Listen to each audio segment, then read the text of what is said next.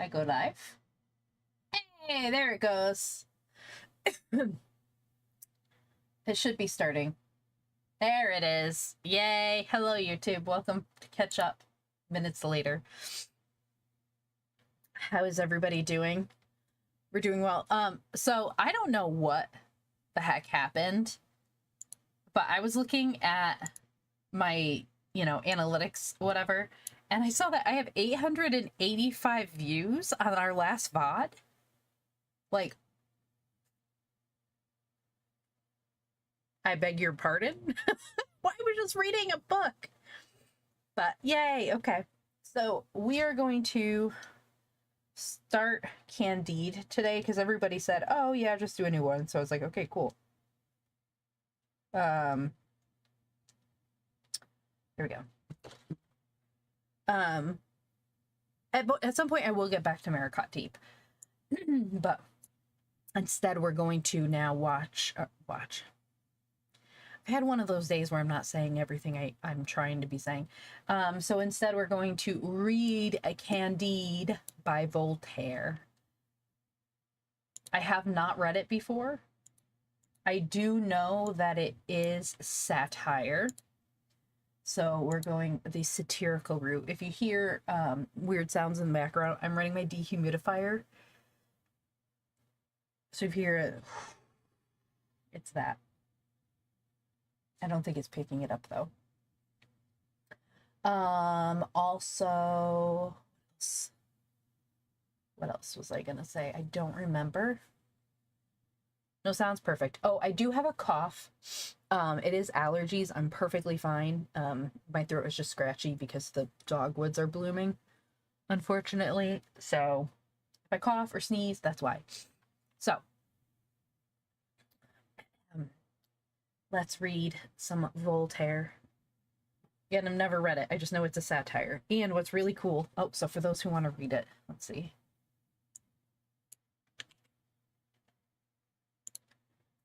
Read along. Wait, why does this say cash? I don't know. It does. That should work, right? Yep.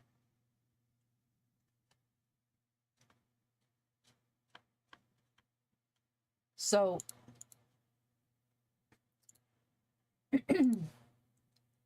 there's some notes in the beginning, which is fascinating. So I'm going to read some of this. But so the original Candide. So this version that I'm reading is copyright circa 1918. So it is a much older edition. And according to it, it's been written in 1759. And it says when Voltaire, so we'll just read the introduction and everything. Makes sense. Ever since 1759, when Voltaire wrote Candide in ridicule of the notion that this is the best of all possible worlds, this world has been a gayer place for readers. Voltaire wrote it in 3 days. I didn't know that. And 5 or 6 generations have found that its laughter does not grow old. Candide has not aged. Yet how different the book would have looked if Voltaire had written it 150 years later than 1759. Hello, Paper Style. Welcome in. Thank you for the bits. I appreciate it. It would have been, among other things, a book of sights and sounds. A modern writer would have tried to catch and fix in words some of those Atlantic changes which broke the Atlantic monotony of that voyage from Cadiz to Buenos Aires. When Martin and Candide were sailing the length of the Mediterranean, we should have had a contrast between naked, scarped Balearic cliffs and headlands of Calabria in their midst. We should have had quarter distances, far horizons, the altering silhouettes of an Ionian island. Colored birds would have filled Paraguay with their silver or acrid cries. I hope you enjoy reading. We are reading a Candide by Voltaire. There is a link to a free copy pinned. Dr. Pangloss, to prove the existence of design in the universe, says that noses were made to carry spectacles, and so we have spectacles. A modern satirist would not try to paint with Voltaire's quick brush the doctrine that he wanted to expose, and he would choose a more complicated doctrine than Dr. Pangloss's optimism, would study it more closely, feel his destructive way about it with a more learned and caressing malice. His attack, stealthier, more flexible, and more patient than Voltaire's, would call upon us, especially when his learning got a little out of control, to be more than patient. Now and then he would bore us. Candide never bored anybody except William Wordsworth. Oh, I hate sense of story in that. Let's check. What did William Wordsworth think of Candide? Wordsworth found Voltaire's Candide boring, contrasting with the general view of the novel as a satirical masterpiece. So everybody thought it was a masterpiece, and then there was Wordsworth going, it's poop. It's a bore. That's interesting.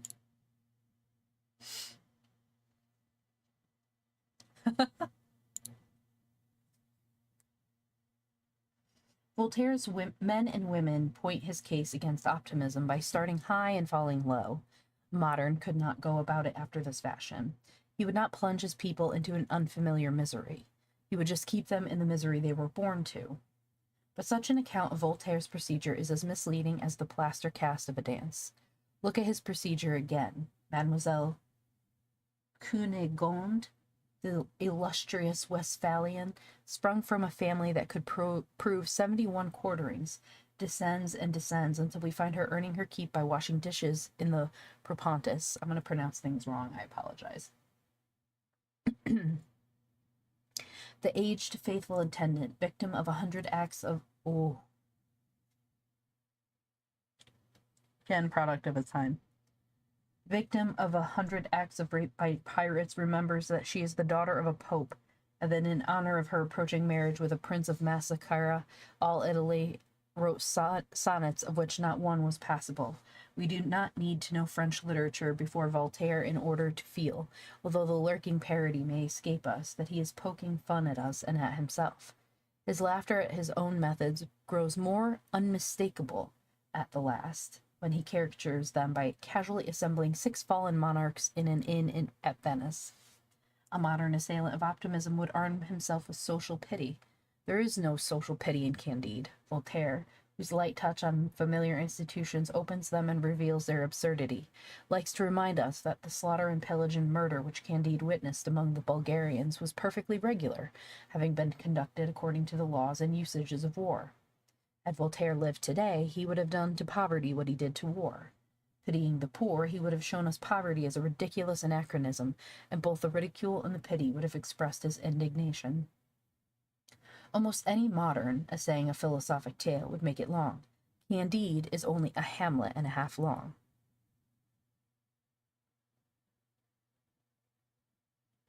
Okay.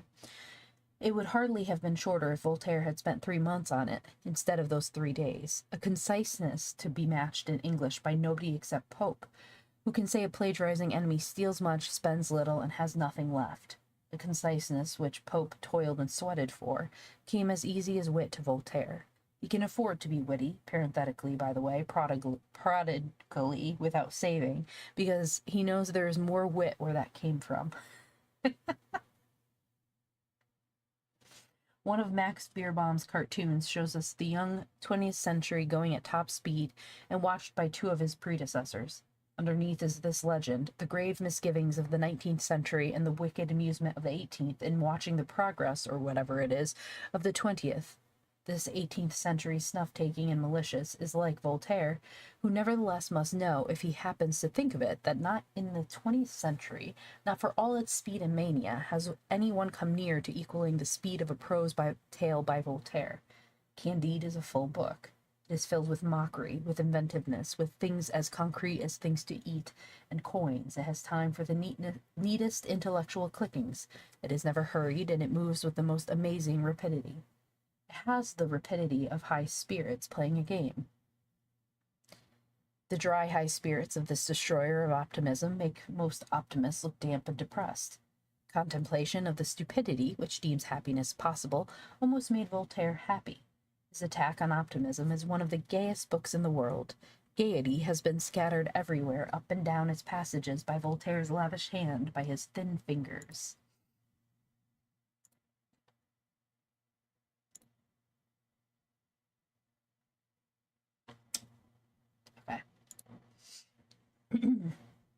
Many propagandist satirical books have been written with Candide in mind, but not too many. Today, especially, when new faiths are changing the structure of the world, faiths which are still plastic enough to be deformed by every disciple, each disciple for himself, and which have not yet received the final deformation known as universal acceptance. Today, Candide is an inspiration to every narrative satirist who hates one of these new faiths, or hates every interpretation of it but his own. Either hatred will serve as a motive to satire. That is why the present is one of the right moments to republish Candide, 1918. I hope it will inspire younger men and women, the only ones who can be inspired, to have a try at Theodore or militarism, Jane or pacifism, at so-and-so, the pragmatist or the Freudian. And I hope, too, that they will, without trying, hold their pens with an 18th century lightness not inappropriate to a philosophic tale. In Voltaire's fingers, as Anatole France has said, the pen runs and laughs. And that was by Philip Littell. So 1918. Hello, VTuber Sneezes. Welcome in. Okay, here we go. You were at the boxing gym? Nice.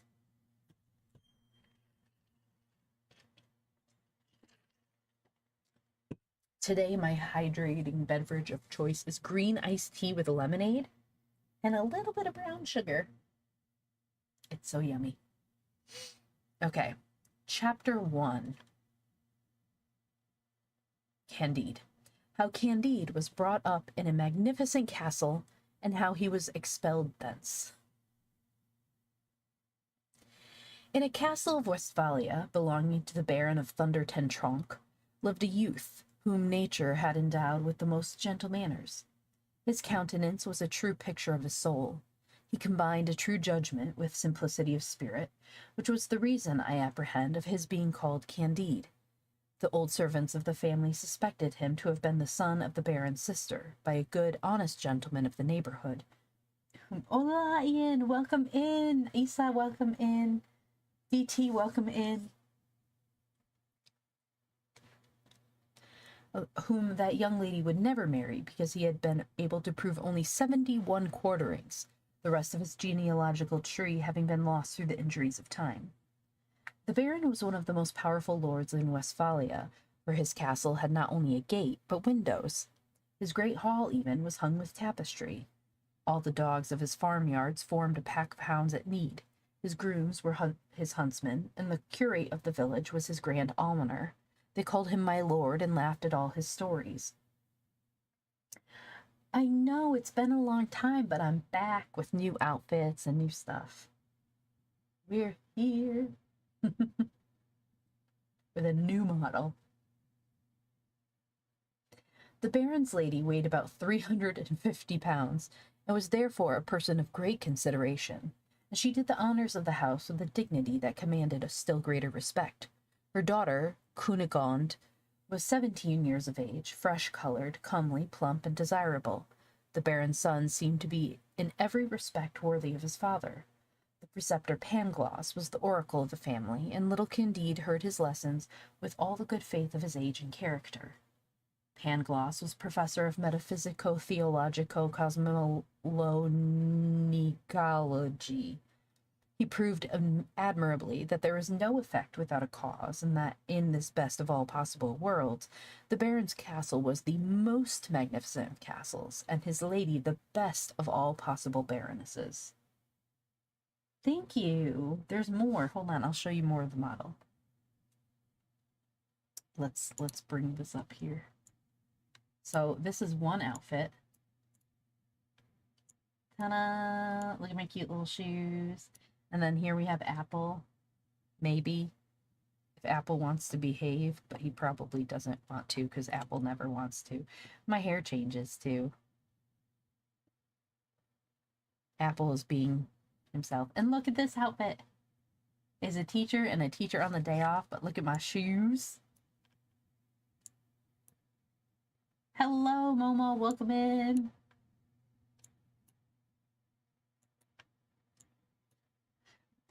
Apple really is ridiculous. He is not... Let's see. Will he show up here? Nope. I literally don't know how to control him more. He just does what he wants. End of story. I don't understand. He is an actual teacher's pet. Well, at some point maybe he'll show up, but right now he's being a butthead. But we do have an apple. He's just not. I don't understand why, and no matter what I change his shortcut to, he's like, nah. What if I go back to my normal outfit? Will he show? Nope. He's just not it. He's not with it today. He's not coming today. He's sleeping. It's too late for him, apparently. Okay. You spent time training Apple one day. One day they will release an iPhone without a screen. Not that Apple. The cute Apple. I don't think I even have him up here anymore. No, I took him away. Because we have a real one. Oh, there he is. What a butthead. Literally nothing different has been done. So there's Apple. Just doing his thing. He's judging you. Look at this face. It's not that. He's just judging.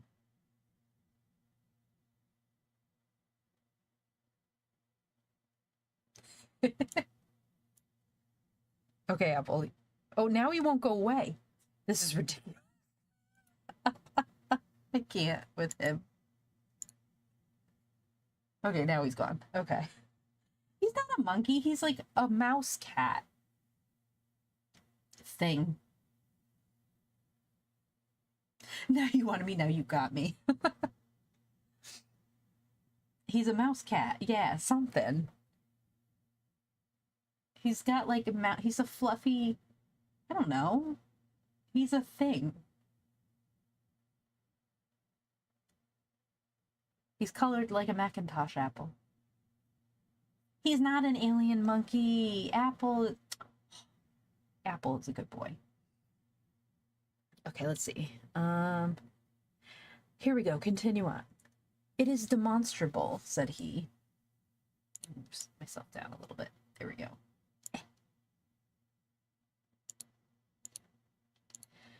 It is demonstrable, said he, that things cannot be otherwise than as they are. For all being created for an end, all is necessarily for the best end.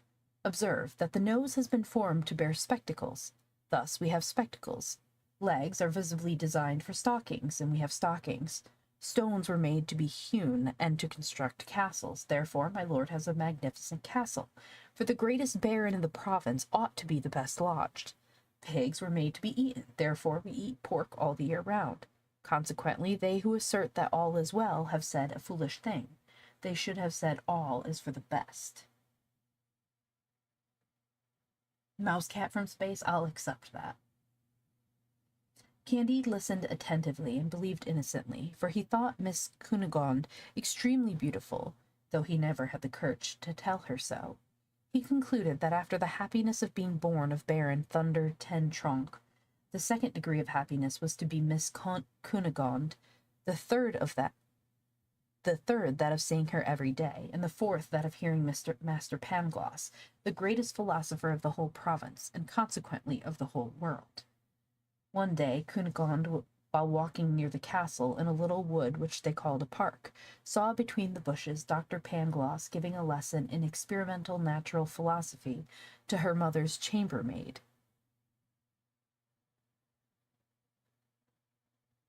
A little wench, very pretty and very docile. As Mrs. Cunegonde had a great disposition for the sciences, she breathlessly observed the repeated experiments of which she was a witness. Oh, my lord!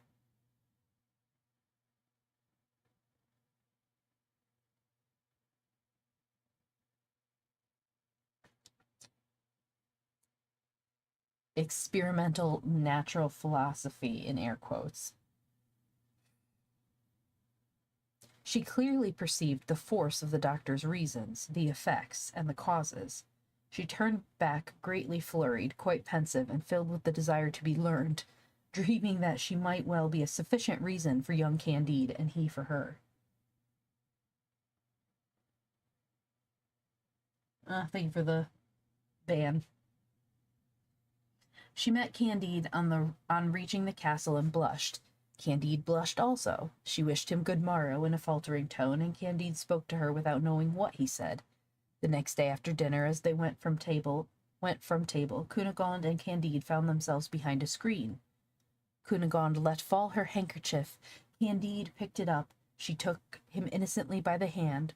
The youth as innocently kissed the young lady's hand with particular vivacity, sensibility, and grace. Their lips met. Their eyes sparkled. Their knees trembled. Their hands strayed. Baron Thundertentronche passed near the screen, and beholding this cause and effect, chased Candide from the castle with great kicks on the backside. Cunegonde fainted away. She was boxed on the ears by the Baroness as soon as she came to herself, and all was consternation in this most magnificent and most agreeable of all possible castles. And Candide has been kicked out. Chapter 2. What became of Candide among the Bulgarians? Candide, driven from terrestrial paradise, walked a long while without knowing where, weeping, raising his eyes to heaven, turning them often towards the magnificent of castles which imprisoned the purest of noble young ladies. He lay down to sleep without supper in the middle of a field between two furrows. The snow fell in large flakes. Next day Candide, all benumbed, dragged himself towards the neighboring town, which was called, I beg your pardon, Waldberghof-Trarbdickdorf.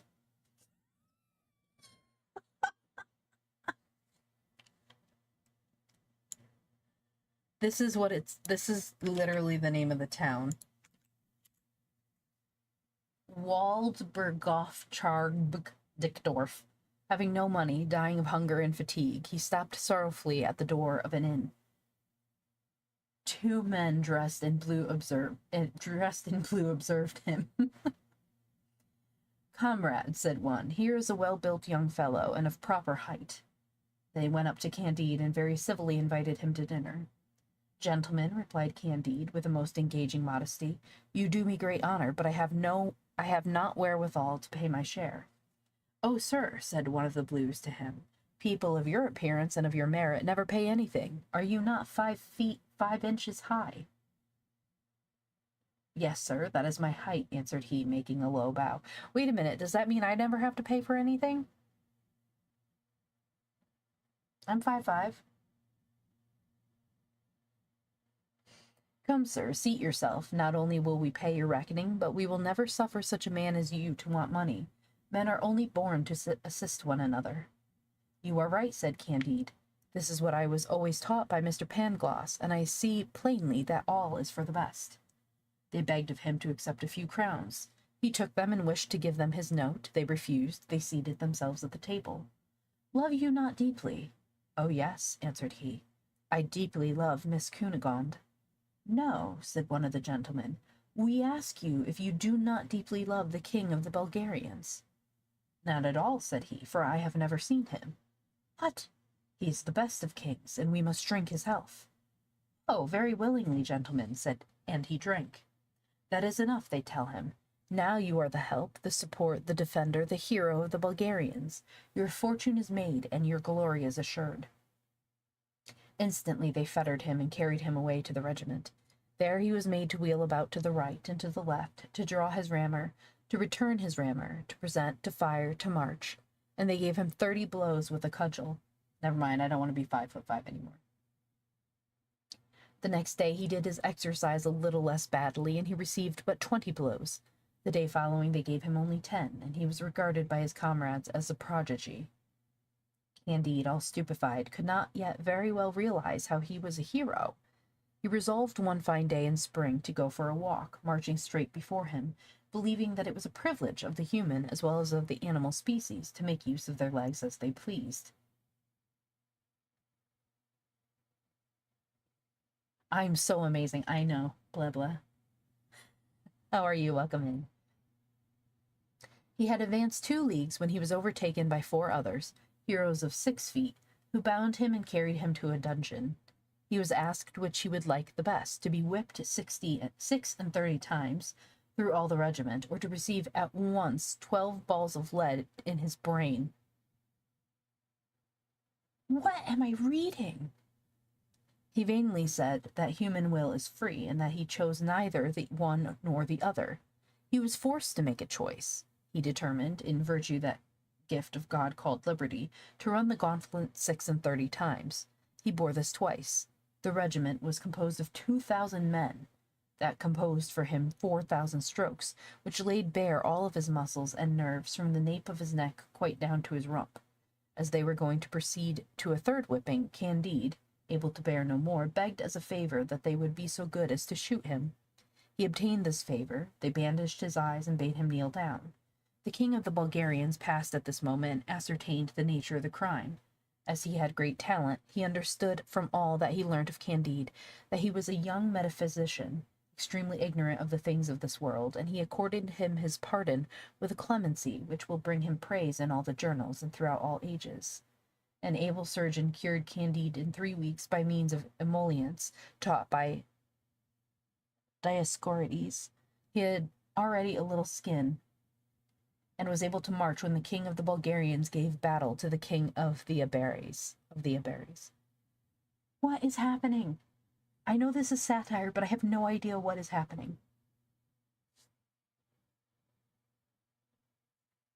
Where's Matsu? I need Matsu in here to explain this to me. Chapter 3. How Candide made his escape from the Bulgarians, and what afterwards became of him. DT.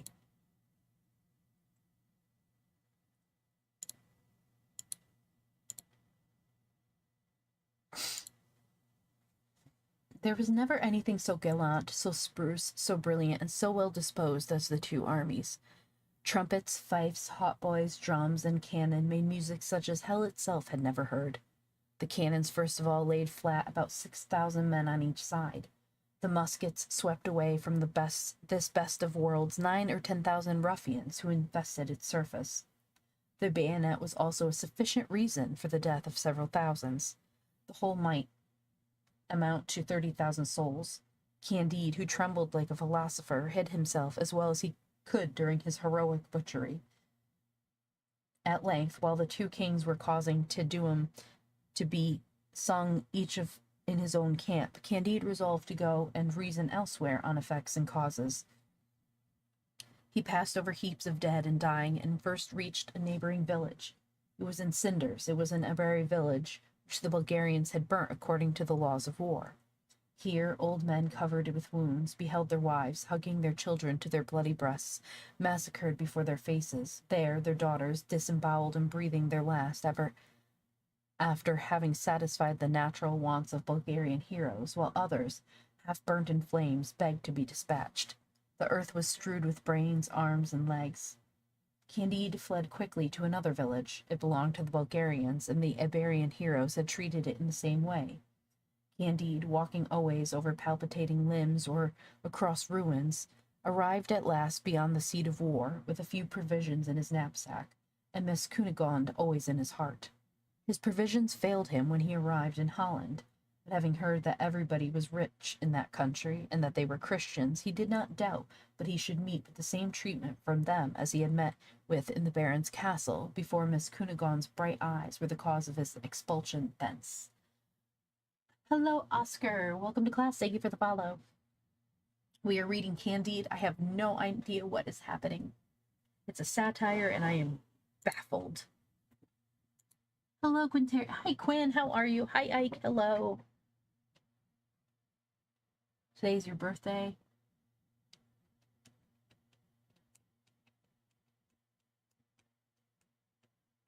You should go. Happy birthday, but you should definitely go to the bathroom. Otherwise, you're going to be making a mess, and it's going to bounce everywhere. That's no fun for anyone involved.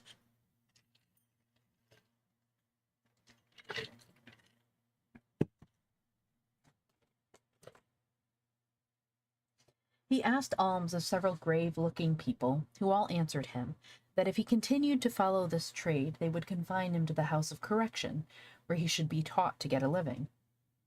The next he addressed was a man who had been haranguing a large assembly for a whole hour on the subject of charity. The orator, looking askew, said, "What are you doing here? Are you for the good cause?" "There can be no effect without a cause," modestly answered Candide. "The whole is necessarily concatenated and arranged for the best." What is this word? I don't know this word. Is this a real word? Define concatenated. Concatenate. Link things together in a chain or series. Some words may be concatenated, such that certain sounds are omitted. Oh, interesting. Okay, I learned a new word today. Concatenate.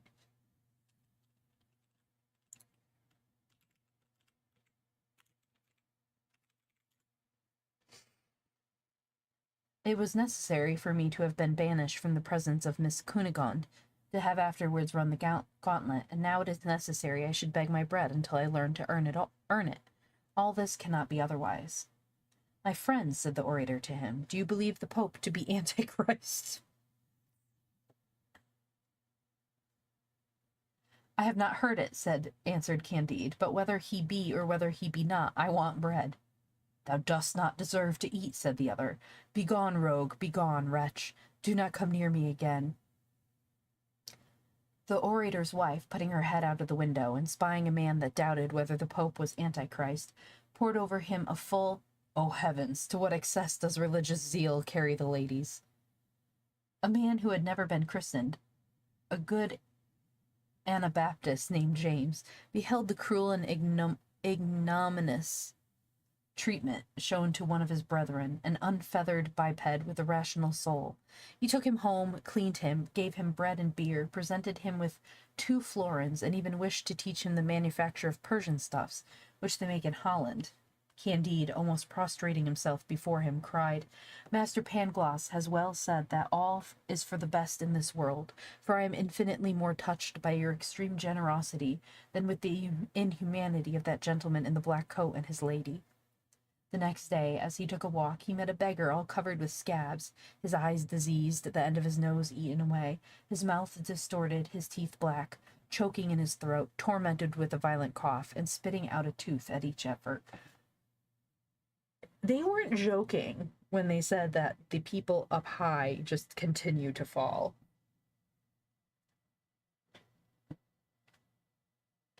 Chapter 4. How many chapters are in this?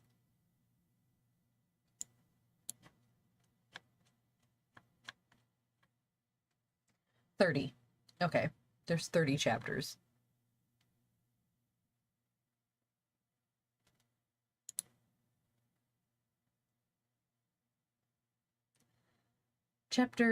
Wait, that's not. I said 4, not 9. Here we go. Chapter 4. How Candide found his old master Pangloss, and what happened to them. Candide, yet more moved with compassion than with horror, gave to this shocking beggar the 2 florins, which he had received from the honest Anabaptist James. The spectre looked at him very earnestly, dropped a few tears, and fell upon his neck. Candide recoiled in disgust. "Alas," said one wretch to the other, "do you no longer know your dear Pangloss?" "What do I hear? You, my dear master? You in this terrible plight? What misfortune has happened to you? Why are you no longer in the most magnificent of castles? What has become of Miss Cunegonde, the pearl of girls and nature's masterpiece?" "I am so weak that I cannot stand," said Pangloss. Upon which Candide carried him to the Anabaptist's stable, and gave him a crust of bread.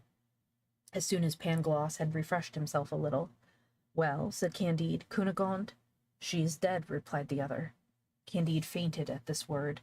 His friend recalled his senses with a little bad vinegar which he found by chance in the stable. Candide reopened his eyes.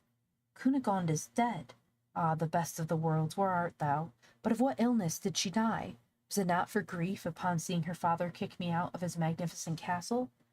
No, said Pangloss. She was ripped open by the Bulgarian soldiers, after having been violated by many. They broke the baron's head for attempting to defend her. My lady, her mother, was cut in pieces. My poor pupil was served just in the same manner as his sister. And as for the castle, they have not left one stone upon another, not a barn, nor a sheep, nor a duck, nor a tree. But we have had our revenge, for the Abaris have done the very same thing to a neighboring barony, which belonged to a Bulgarian lord.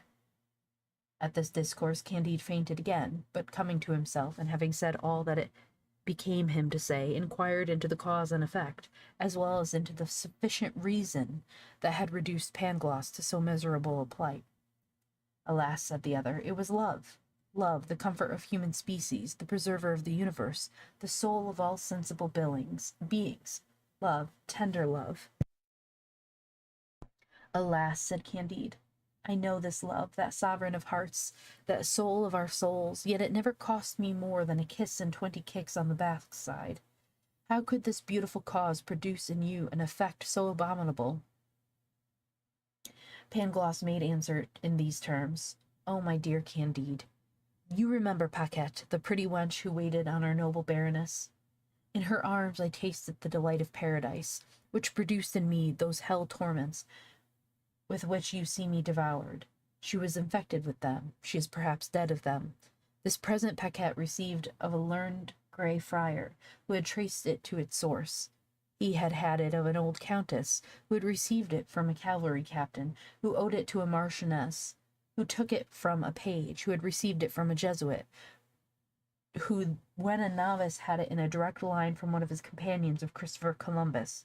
For my part, I shall give it to nobody. I am dying. Oh, my goodness. Oh, Pangloss, cried Candide, what a strange genealogy. Is not the devil the original stock of it? Not at all, replied this great man. It was a thing unavoidable, of necessary ingredient in the best of worlds, for if Columbus had not in an island of America caught this disease, which contaminates the source of life, frequently even hinders generation, and which is evidently opposed to the great end of war, we should have neither chocolate nor cochineal. We are also to observe that upon our continent this distemper is like religious controversy, confined to a particular spot. The Turks, the Indians, the Persians, the Chinese, the Siamese, the Japanese know nothing of it, but there is sufficient reason for believing that they will know it in their turn in a few centuries. In the meantime, it has made marvelous progress among us, especially in those great armies composed of honest, well-disciplined hirelings, who decide the destiny of states, for we may safely affirm that when an army of 30,000 men fights another of an equal number, there are about 20,000 of them poxed on each side.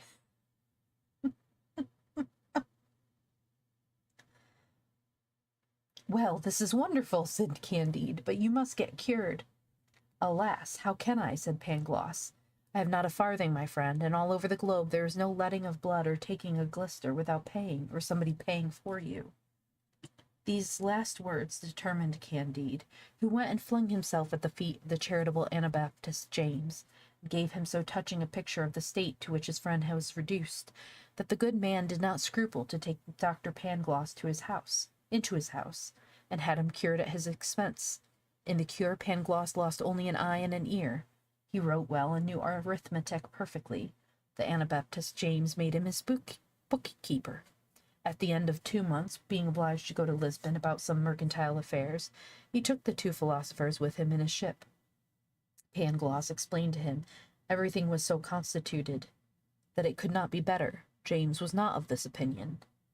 It is more likely, said he, mankind have a little corrupted nature, for they were not born wolves, and they have become wolves. God has given them neither cannon of 24-pounders nor bayonets, and yet they have made cannon and bayonets to destroy one another. Into this account I might throw not only bankrupts, but justice, which seizes on the effects of bankrupts to cheat the creditors.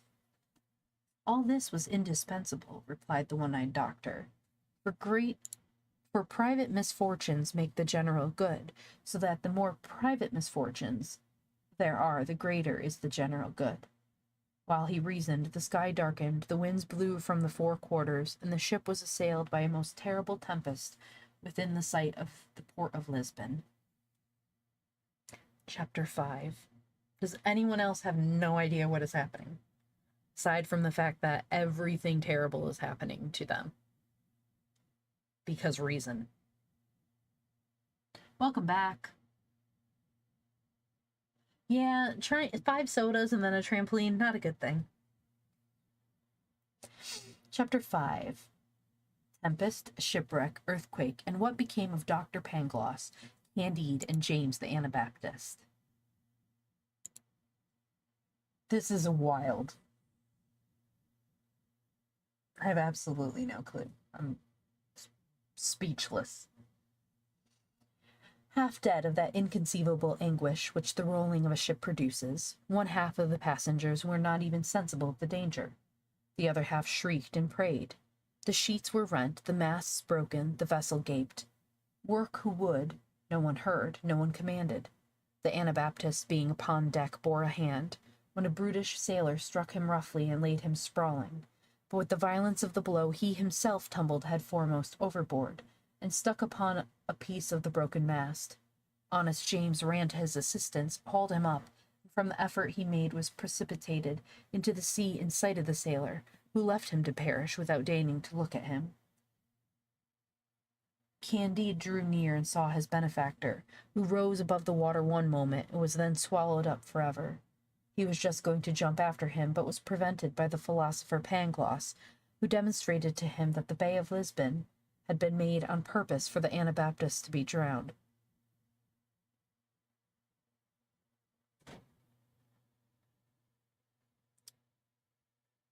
While he was proving this a priori, the ship foundered. All perished except Pangloss, Candide, and that brutal sailor who had drowned the good Anabaptist. The villain swam safely to the shore, while Pangloss and Candide were borne thither upon a plank. As soon as they recovered themselves a little, they walked toward Lisbon. They had some money left, with which they hoped to save themselves from starving after they had escaped drowning. Scarcely had they reached the city, lamenting the death of their benefactor, when they felt the earth tremble under their feet. The sea swelled and foamed in the harbor, and beat to pieces the vessels riding at anchor. Whirlwinds of fire and ashes covered the streets and public places. Houses fell, roofs were flung upon the pavements, and the pavements were scattered. 30,000 inhabitants of all ages and sexes were crushed under the ruins. The sailor, whistling and swearing, said there was booty to be gained here. "What can be the sufficient reason of this phenomenon?" said Pangloss. "This is the last day," cried Candide. The sailor ran among the ruins, facing death to find money. Finding it, he took it, got drunk, and having slept himself sober, purchased the favours of the first good-natured wench whom he met on the ruins of the destroyed houses, and in the midst of the dying and the dead. Pangloss pulled him by the sleeve. "My friend," said he, "this is not right. You sin against the universal reason. You choose your time badly." "'S blood and fury," answered the other. "I am a sailor and born at Batavia. 4 times have I trampled upon the crucifix in 4 voyages to Japan. A fig for thy universal reason." Some falling stones had wounded Candide. He lay stretched in the street covered with rubbish. "Alas," said he to Pangloss, "get me a little wine and oil. I am dying." "This concussion of the earth is no new thing," answered Pangloss. "The city of Lima, in America, experienced the same convulsions last year. The same cause, the same effects. There is certainly a train of sulphur underground from Lima to Lisbon." "Nothing more probable," said Candide, "but for the love of God, a little oil and wine." "How probable?" replied the philosopher. "I maintain that the point is capable of being demonstrated." Candide fainted away, and Pangloss fetched him some water from a neighboring fountain. The following day they rummaged among the ruins and found provisions, with which they repaired their exhausted strength. After this, they joined with others in relieving those inhabitants who had escaped death. Some, whom they had succored, gave them as good a dinner as they could in such disastrous circumstances. True, the repast was mournful, and the company moistened their bread with tears, But Pangloss consoled them, assuring them that things could not be otherwise. "For," said he, all that is for the best. If there is a volcano at Lisbon, it cannot be elsewhere. It is impossible that things should be other than they are, for everything is right." A little man dressed in black, familiar of the Inquisition, who sat by him, politely took up his word and said, "Apparently, then, sir, you do not believe in original sin, for if all is for the best, there has been neither fall nor punishment." "I humbly ask your Excellency's pardon," answered Pangloss, still more politely, "for the fall and curse of man necessarily entered into the system of the best of worlds." "Sir," said the familiar, "you do not then believe in liberty?" "Your Excellency will excuse me," said Pangloss. "Liberty is consistent with absolute necessity, for it is necessary we should be free, for in short the term terminate will—" Pangloss was in the middle of his sentence when the familiar beckoned to his footman, who gave him a glass of wine from Porto or Oporto. Chapter 6. How the Portuguese made a beautiful auto da fe to prevent any further earthquakes, and how Candide was publicly whipped. This poor man.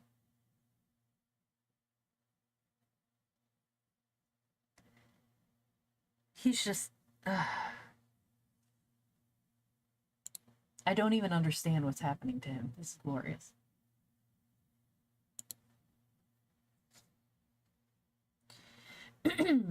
After the earthquake had destroyed 3/4 of Lisbon, the sages of that country could think of no means more effectual to prevent utter ruin than to give the beautiful auto da fe, for it had been decided by the University of Coimbra that the burning of a few people alive by a slow fire and with great ceremony is an infallible secret to hinder the earth from quaking. In consequence hereof, they had seized on a Biscayner, convicted of having married his godmother, and on 2 Portuguese for rejecting the bacon which larded a chicken they were eating. After dinner they came and secured Dr. Pangloss and his disciple Candide, the one for speaking his mind, the other for having listened with an air of approbation. They were conducted to separate apartments, extremely cold, as they were never incommoded by the sun. 8 days after they were dressed in San Benitos, and their heads ornamented with paper mitres. The mitre and San Benito belonging to Candide were painted with reversed flames, and with devils that had neither tails nor claws, but Pangloss's devils had claws and tails, and the flames were upright. They marched in procession thus habited, and heard a very pathetic sermon, followed by fine church music. Candide was whipped in cadence while they were singing. The Biscayner and the 2 men who had refused to eat bacon were burnt, and Pangloss was hanged, though that was not the custom. The same day the earth sustained a most violent concussion. Hello, Golden Skull. Welcome to class. Thank you for the follow. Candide, terrified, amazed, desperate, all bloody, all palpitating, said to himself, "If this is the best of possible worlds, what then are the others? Well, if I had been only whipped, I could put up with it, for I experienced that among the Bulgarians. But oh, my dear Pangloss, thou greatest of philosophers, that I should have seen you hanged, without knowing for what. Oh, my dear Anabaptist, thou best of men, that thou shouldst have been drowned in the very harbour. Oh, Miss Cunegonde, thou pearl of girls, that thou shouldst have had thy belly ripped open." Thus he was musing, scarce able to stand, preached at, whipped, absolved, and blessed, when an old woman accosted him, saying, "My son, take courage and follow me." Chapter 7. How the old woman took care of Candide, and how he found the object he loved. Candide did not take courage, but followed the old woman to a decayed house, where she gave him a pot of pomatum to anoint his sores, showed him a very neat little bed with a suit of clothes hanging up, and left him something to eat and drink. "Eat, drink, sleep," said she, "and may Our Lady of Atocha, the great Saint Anthony of Padua, and the great Saint James of Compostela receive you under their protection. I shall be back tomorrow." Candide, amazed at all he had suffered, and still more with the charity of the old woman, wished to kiss her hand. "It is not my hand you must kiss," said the old woman. "I shall be back tomorrow. Anoint yourself with the pomatum, eat and sleep." Candide, notwithstanding so many disasters, ate and slept. The next morning the old woman brought him his breakfast. "Hello. How are you, Ken? I'm doing well. Welcome in." "Welcome, welcome." "It is going well. I hope yours is as well." The next morning the old woman brought him his breakfast, looked at his back, and rubbed it herself with another ointment. In like manner she brought him his dinner, and at night she returned with his supper. The day following she went through the very same ceremonies. "You did it! Yay! Yay, VTuber sneezes." "Who are you?" said Candide. "Who has inspired you with so much goodness? What return can I make you?" The good woman made no answer. She returned in the evening, but brought no supper. "Come with me," she said, "and say nothing." She took him by the arm and walked with him about a quarter of a mile into the country. They arrived at a lonely house, surrounded with gardens and canals. The old woman knocked at a little door. It opened. She led Candide up a private staircase into a small apartment richly furnished. She left him on a brocaded sofa, shut the door, and went away. Candide thought himself in a dream. Indeed, that he had been dreaming unluckily all his life, and that the present moment was the only agreeable part of it all. The old woman returned very soon, supporting with difficulty a trembling woman of a majestic figure, brilliant with jewels and covered with a veil. "Take off that veil," said the old woman to Candide. The young man approaches. He raises the veil with a timid hand. Oh, what a moment! What surprise! He believes he beholds Miss Cunegonde. He really sees her. It is herself. His strength fails him. He cannot utter a word, but drops at her feet. Cunegonde falls upon the sofa. The old woman supplies a smelling bottle. They come to themselves and recover their speech. As they begin with broken accents, with questions and answers interchangeably interrupted, with sighs, with tears and cries. The old woman desired they would make less noise, and then she left them to themselves. "What, is it you?" said Candide. "You live? I find you again in Portugal? Then you have not been ravished. Then they did not rip open your belly, as Dr. Pangloss informed me." "Yes, they did," said the beautiful Cunegonde. "But those two accidents are not always mortal." Disemboweling is okay. Okay. "But were your father and mother killed?"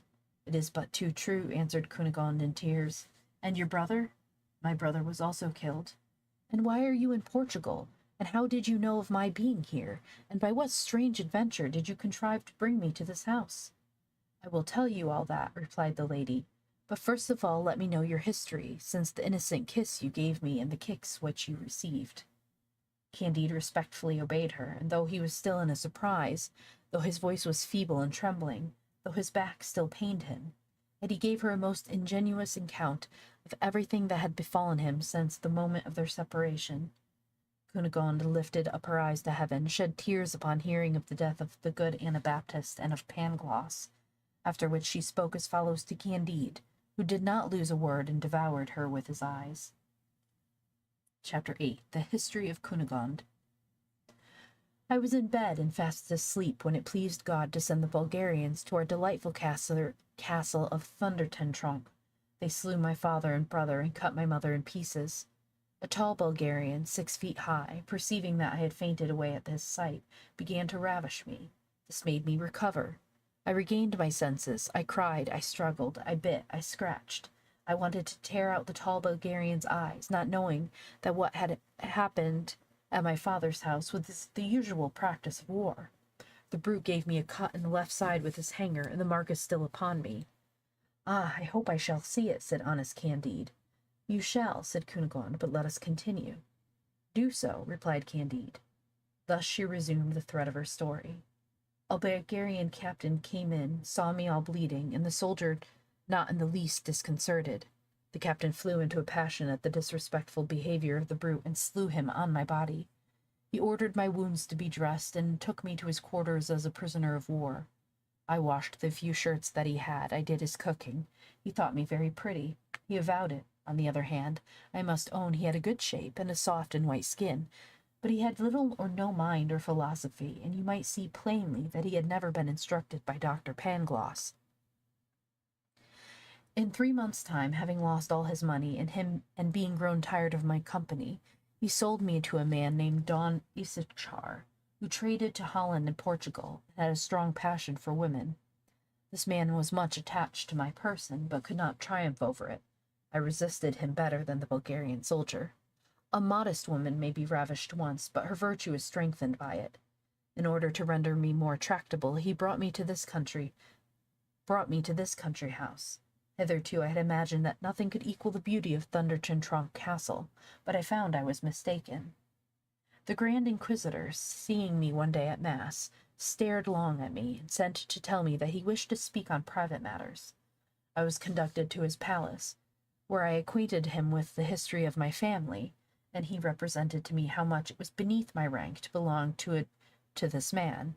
A proposal was then made to Don Issachar that he should resign me to my lord. Don Issachar, being the court banker and a man of credit, would hear nothing of it. The Inquisitor threatened him with an auto da fe.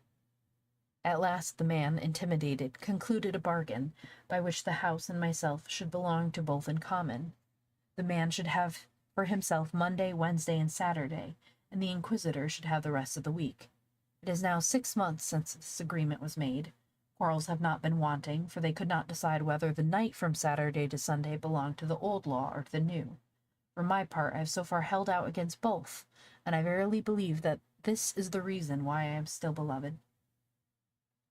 At length, to avert the scourge of earthquakes, and to intimidate Don Issachar, my Lord Inquisitor was pleased to celebrate an auto da fe. He did me the honor to invite me to the ceremony. I had a very good seat, and the ladies were served with refreshments between Mass and the execution.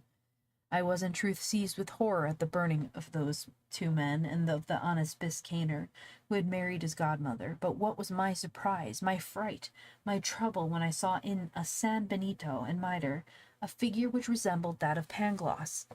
I rubbed my eyes, I looked at him attentively, I saw him hung, I fainted. Scarcely had I recovered my senses than I saw you stripped, stark naked, and this was the height of my horror, consternation, grief, and despair. I tell you truthfully that your skin is yet whiter and of a more perfect color than that of my Bulgarian captain. This spectacle redoubled all the feelings which overwhelmed and devoured me. I screamed out and would have said, "Stop, barbarians," but my voice failed me, and my cries would have been useless after you had been severely whipped. "How is it possible," said I, "that the beloved Candide and the wise Pangloss should both be at Lisbon, the one to receive 100 lashes, and the other to be hanged by the Grand Inquisitor, of whom I am the well-beloved? Pangloss most cruelly deceived me when he said that everything in the world is for the best." Agitated, lost, sometimes beside myself, and sometimes ready to die of weakness, my mind was filled with the massacre of my father, mother, and brother, with the insolence of the ugly Bulgarian soldier, with the stab that he gave me, with my servitude under the Bulgarian captain, with my hideous Don Issachar, with my abominable Inquisitor, with the execution of Dr. Pangloss, with the grand misery to which they whipped you, and especially with the kiss I gave you behind the screen the day that I had last seen you. I praised God for bringing you back to me after so many trials, and I charged my old woman to take care of you, and to conduct you hither as soon as possible. She has executed her commission perfectly well. I have tasted the inexpressible pleasure of seeing you again, of hearing you, of speaking with you. But you must be hungry. For myself, I am famished. Let us have supper." They both sat down to table, and when supper was over, they placed themselves once more on the sofa, where they were when Signor Don Issachar arrived. It was the Sabbath, and Issachar had come to enjoy his rights and to explain his tender love. Oh, I see you're over into YouTube too, Ken.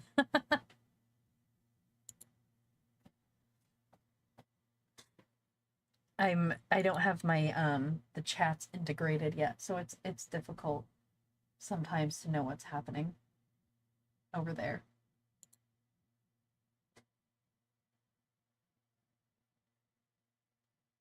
Oh my goodness, my back. Crack.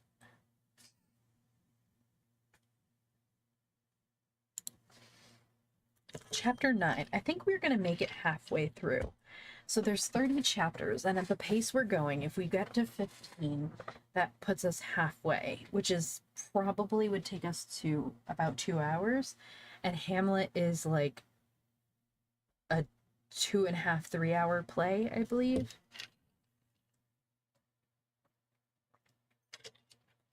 And they said the book is like Hamlet and a half. So that makes it perfect for 2 streams. Chapter 9. Let's see.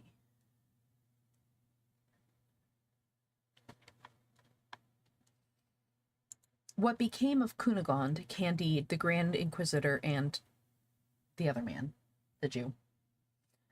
This Issachar was the most choleric man that had ever been seen since the captivity in Babylon. What, said he, thou bitch of a Galilean, was not the Inquisitor enough for thee? Must this rascal also share with me? In saying this, he drew a long poniard, which he always carried about him, and not imagining that his adversary had any arms, he threw himself upon Candide. But our honest Westphalian had received a handsome sword from the old woman along with the suit of clothes. He drew his rapier, despite his gentleness, and laid the man stone dead upon the cushions at Cunegonde's feet. "Holy Virgin!" cried she.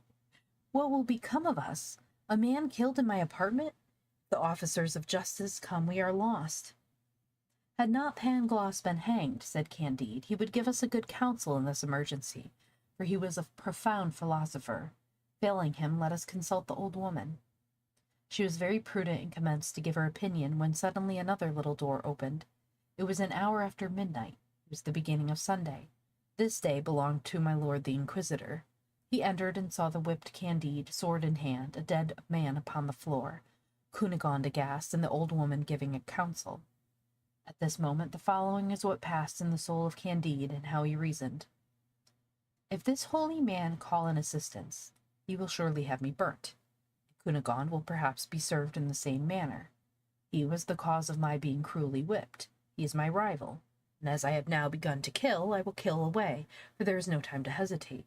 This reasoning was clear and instantaneous, so that without giving time to the Inquisitor to recover from his surprise, he pierced him through and through, and cast him beside the other man. "Yet again," said Cunegonde, "now there is no mercy for us. We are excommunicated. Our last hour has come. How could you do it? You, naturally so gentle, to slay a man and a prelate in 2 minutes." "My beautiful young lady," responded Candide, "one is a lover, jealous, and whipped by the Inquisition. One stops at nothing." The old woman then put in her word, saying, "There are 3 Andalusian horses in the stables, with bridles and saddles. Let the brave Candide get them ready. Madame has money, jewels. Let us therefore mount quickly on horseback, though I can sit only on one buttock. Let us set out for Cadiz. It is the finest weather in the world, and there is great pleasure in travelling in the cool of the night." Immediately Candide saddled the 3 horses, and Cunegonde, the old woman, and he travelled 30 miles at a stretch. While they were journeying, the Holy Brotherhood entered the house. My lord the Inquisitor was interred in a handsome church, and Issachar's body was thrown upon a dunghill. Candide, Cunegonde, and the old woman had now reached the little town of Avicina in the midst of the mountains of Sierra Morena, and were speaking as follows in a public inn. Chapter 10. In what distress Candide, Cunegonde, and the old woman arrived at Cadiz, and of their embarkation. "Who was it that robbed me of my money and jewels?" said Cunegonde, all bathed in tears. "How shall we live? What shall we do? Where find inquisitors who will give me more?" "Alas," said the old woman, "I have a shrewd suspicion of a reverend Grey Friar, who stayed last night in the same inn with us at Badajos. God preserve me from judging rashly, but he came into our room twice, and he set out upon his journey long before us." "Alas," said Candide, "dear Pangloss has often demonstrated to me that the goods of this world are common to all men, and that each has an equal right to them. But according to these principles, the Grey Friar ought to have left us enough to carry us through our journey. Have you nothing at all left, my dear Cunegonde?" "Not a farthing," said she. "What then must we do?" said Candide. The girl who fell from the world? No, I've not heard that one.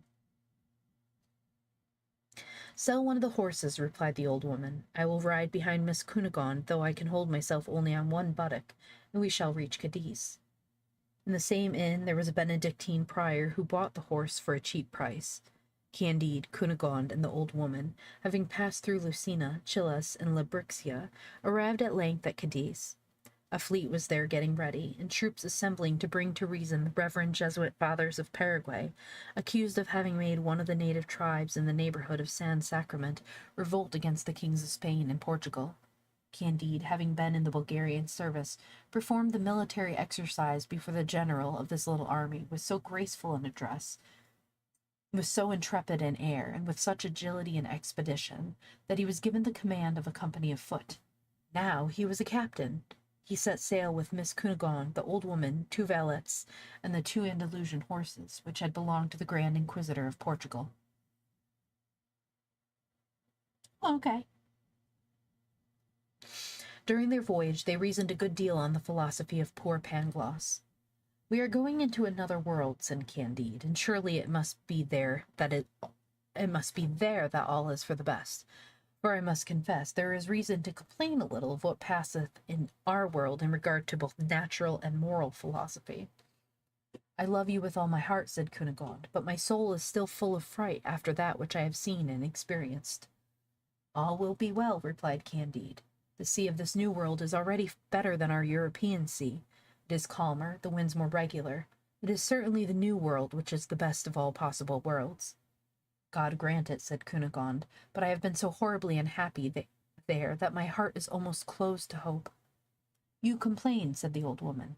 Alas, you have not known such misfortunes as mine. Cunegonde almost broke out laughing, finding the good woman very amusing, for pretending to have been as unfortunate as she. Alas, said Cunegonde, my good mother, unless you have been ravished by 2 Bulgarians, have received 2 deep wounds in your belly, have had 2 castles demolished, have had 2 mothers cut to pieces before your eyes, and 2 of your lovers whipped at an auto-da-fe. I do not conceive how you could be more unfortunate than I. Add that I was born a baroness of 72 quarterings, and have been a cook. Hello, Caesar Q. Welcome to class. Thank you for the follow. Miss, replied the old woman, you do not know my birth, and were I to show you my backside, you would not talk in that manner, but would suspend your judgment. This speech having raised extreme curiosity in the minds of Cunegonde and Candide, the old woman spoke to them as follows. Chapter 11. History of the Old Woman. I had not always bleared eyes and red eyelids, neither did my nose always touch my chin, nor was I always a servant. I am the daughter of Pope Urban X, and of the Princess of Palestrina. Until the age of 14 I was brought up in a palace, to which all the castles of your German barons would scarcely have served for stables, and one of my robes was worth more than all the magnificence of Westphalia. As I grew up, I improved in beauty, wit, and every graceful accomplishment in the midst of pleasures, hopes, and respectful homage. Already I inspired love. My throat was formed, and such a throat, white, firm, and shaped like that of the Venus of Medici. And what eyes, what eyelids, what black eyebrows! Such flames darted from my dark pupils that they eclipsed the scintillation of the stars, as I was told by the poets of our part of the world. My waiting women, when dressing and undressing me, used to fall into an ecstasy, whether they viewed me before or behind. How glad would the gentlemen have been to perform that office for them. I was affianced to the most excellent Prince of Massa Carrera. Such a prince, as handsome as myself, sweet-tempered, agreeable, brilliantly witty, and sparkling with love. I loved him as one loves for the first time, with idolatry, with transport. The nuptials were prepared. There was surprising pomp and magnificence. There were fetes, carousels, continual opera bouffe, and all Italy composed sonnets in my praise, though not one of them was passable. I was just upon the point of reaching the summit of bliss. Hello, welcome to class, Bad Grenades. Thank you for the follow. I was just upon the point of reaching the summit of bliss when an old marchioness who had been mistress to the prince, my husband, invited him to drink chocolate with her. He died in less than 2 hours of most terrible convulsions. But is only a bagatelle. My mother, in despair and scarcely less afflicted than myself, determined to absent herself for some time from so fatal a place. She had a very fine estate in the neighborhood of Gaeta. We embarked on board a galley of the country, which was gilded like the great altar of St. Peter's at Rome. A Sally corsair swooped down and boarded us. Our men defended themselves like the Pope's soldiers. They flung themselves upon their knees and threw down their arms, begging of the corsair an absolution in articulo mortis. Instantly they were stripped as bare as monkeys. My mother, our maids of honor, and myself were all served in the same manner. It is amazing with what expedition those gentry undress people. But what surprised me most was that they thrust their fingers into the part of our bodies which the generality of women suffer no other instrument but pipes to enter. It appeared to me a very strange kind of ceremony, and thus one judges of things when one has not seen the world. I afterwards learnt that it was to try to whether we had concealed any diamonds. This is the practice established from time immemorial among civilized nations that scour the seas. I was informed that the very religious knights of Malta never fail to make this search when they take any Turkish prisoners of either sex. It is a law of nations from which they never deviate. I need not tell you how great a hardship it is for a young princess and her mother to be made slaves and carried to Morocco. You may easily imagine all we had to suffer on board the pirate vessel. My mother was still very handsome. Our maids of honor and even our waiting women had more charms than are to be found in all of Africa. As for myself, I was ravishing, was exquisite, grace itself, and I was a virgin. I did not remain so long. This flower, which had been reserved for the handsome prince of Massa Carrera, was plucked by the corsair captain. He was an abominable man, and yet believed that he did me a great deal of honor. Certainly the Princess of Palestrina and myself must have been very strong to go through all that we experienced until our arrival at Morocco. But let us pass on. These are such common things as not to be worth mentioning. Morocco swam in blood when we arrived. 50 sons of the Emperor Muley Ismail had each their adherents.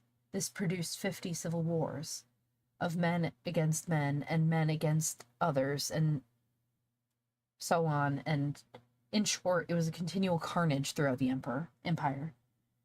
No sooner were we landed than some men of a contrary faction to that of my captain attempted to rob him of his booty.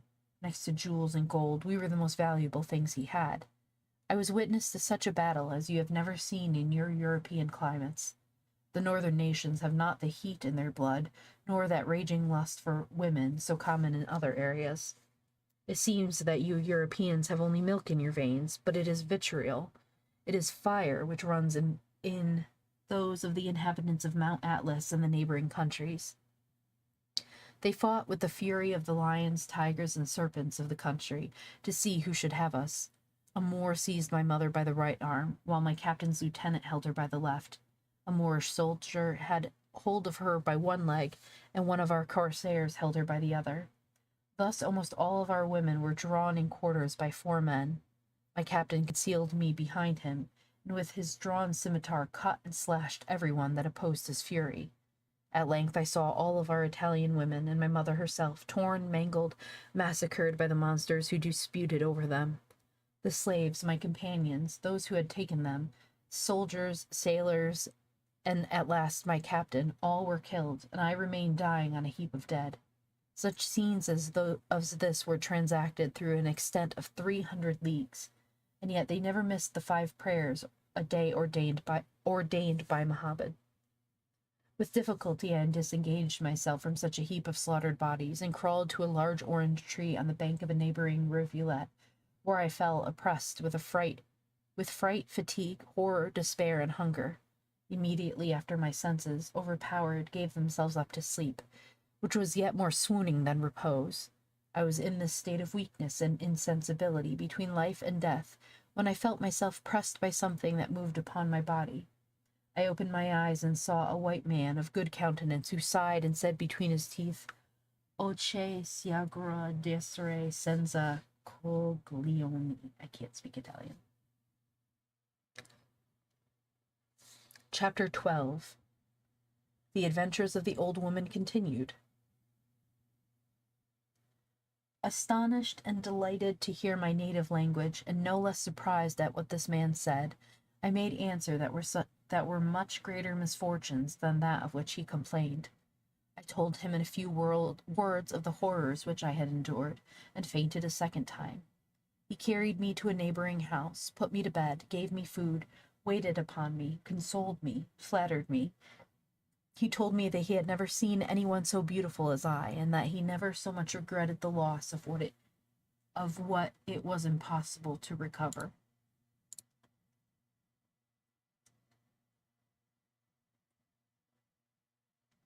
Would you rather kiss your partner in your parent's body or kiss your parent in your partner's body?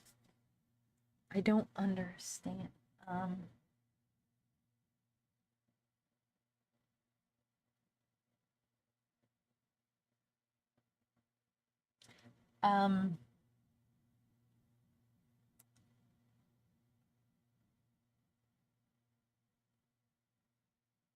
Either is fine because I'm kissing on the cheek.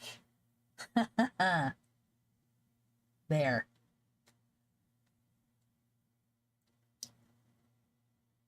I was born at Naples, said he. There they geld 2,000 or 3,000 children every year. Some die of the operation, others acquire a voice more beautiful than that of women, and others are raised to offices of state. This operation was performed on me with great success, and I was a chapel musician to Madame, the Princess of Palestrina. To my mother, cried I. Your mother, cried he, weeping. What, can you be that young princess whom I brought up until the age of 6 years, and who promised so early to be as beautiful as you? Hello, Yucky. Yucky. Welcome in. It is I, indeed, but my mother lies 400 yards hence, torn in quarters under a heap of dead bodies. I told him all my adventures, and he made me acquainted with his, telling me that he had been sent to the Emperor of Morocco by a Christian power to conclude a treaty with that prince, in consequence of which he was to be furnished with military stores and ships to help to demolish the commerce of other Christian governments. My mission is done, said this honest eunuch. I go to embark for Ceuta, and will take you to Italy. Ma che segura disere senza coglioni, said it again. Welcome to class. Thank you for the follow. I thanked him with tears of commiseration, and instead of taking me to Italy, he conducted me to Algiers, where he sold me to the day. Scarcely was I sold than the plague which had made the tour of Africa, Asia, and Europe broke out with great malignancy in Algiers. You have seen earthquakes, but pray, miss, have you ever had the plague? Never, answered Cunegonde. If you had, said the old woman, you would acknowledge that it is far more terrible than an earthquake. It is common in Africa, and I caught it. Imagine to yourself the distressed situation of the daughter of a pope, only 15 years old, who in less than 3 months had felt the miseries of poverty and slavery, had been ravished almost every day, had beheld her mother drawn in quarters, had experienced famine and war, and was dying of the plague in Algiers. I did not die, however, but my eunuch and the Dey, and almost the whole seraglio of Algiers perished.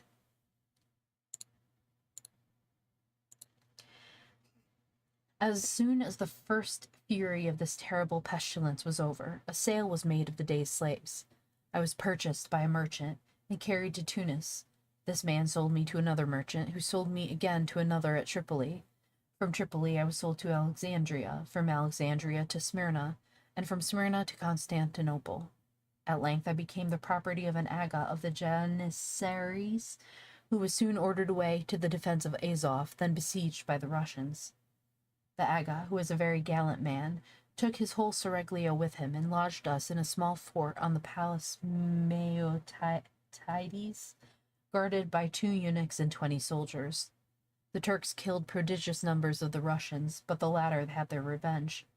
Azov was destroyed by fire, the inhabitants put to the sword, neither sex nor age was spared, until there remained only our little fort, and the enemy wanted to starve us out. The 20 Janissaries had sworn they would never surrender.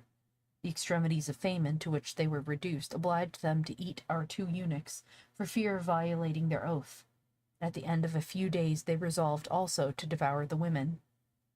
We had a very pious and humane imam who preached an excellent sermon, exhorting them not to kill us all at once. "Only cut off a buttock of each of those ladies," said he, "and you'll fare extremely well. If you must go to it again, there will be the same entertainment a few days hence. Heaven will accept of so charitable an action and send you relief." He had great eloquence. He persuaded them. We underwent this terrible operation. The Imam applied the same balsam to us as he does to children after circumcision, and we all nearly died. Scarcely had the Janissarians finished the repast with which we had furnished them, than the Russians came in flat-bottomed boats. Not a Janissary escaped. The Russians paid no attention to the condition we were in. There are French surgeons in all parts of the world. One of them who was very clever took us under his care. He cured us, and as long as I live I shall remember that as soon as my wounds were healed he made proposals to me. He bid us all be of good cheer, telling us that the like had happened in many sieges, and that it was according to the laws of war. As soon as my companions could walk, they were obliged to set out for Moscow. I fell to the share of a boyard, who made me his gardener, and gave me 20 lashes a day. But this nobleman, having in 2 years' time been broke upon the wheel, along with 30 more boyards for some broils at court, I profited by that event. I fled. I traversed all Russia. I was a long time an innholder's servant at Riga, the same at Rostock, at Wismar, at Leipzig, at Kassel, at Utrecht, at Leyden, at The Hague, at Rotterdam. I waxed old in misery and disgrace, having only 1/2 of my posteriors, and always remembering I was a pope's daughter. 100 times I was upon the point of killing myself, but still I loved life. This ridiculous foible is perhaps one of our most fatal characteristics, for is there anything more absurd than to wish to carry continually a burden which one can always throw down, to detest existence and yet to cling to one's existence? In brief, to caress the serpent which devours us till he has eaten our very heart. In the different countries which it has been my lot to traverse, and the numerous inns where I have been servant, I have taken notice of a vast number of people who held their own existence in abhorrence, and yet I never knew of more than 8 who voluntarily put an end to their misery. 3 slaves, 4 Englishmen, and a German professor named Robeck. I ended by being servant to one man, Don Issachar, who placed me near your presence. My fair lady, I am determined to share your fate, and have been much more affected with your misfortunes than with my own. I would never even have spoken to you of my misfortunes had you not piqued me a little, and if it were not customary to tell stories on board a ship in order to pass away the time. In short, Miss Cunegonde, I have had experience. I know the world. Therefore I advise you to divert yourself and prevail upon each passenger to tell his story. And if there be one of them all that has not cursed his life many a time, that he has not frequently looked upon himself as the unhappiest of mortals, I give you leave to throw me head foremost into the sea. Ooh, that was a burn. Like, you think you've got it bad? Listen to what I had. And I wasn't even going to tell you about this. Chapter 13. How Candide was forced away from his fair Cunegonde and the old woman. Oh, he's leaving them again.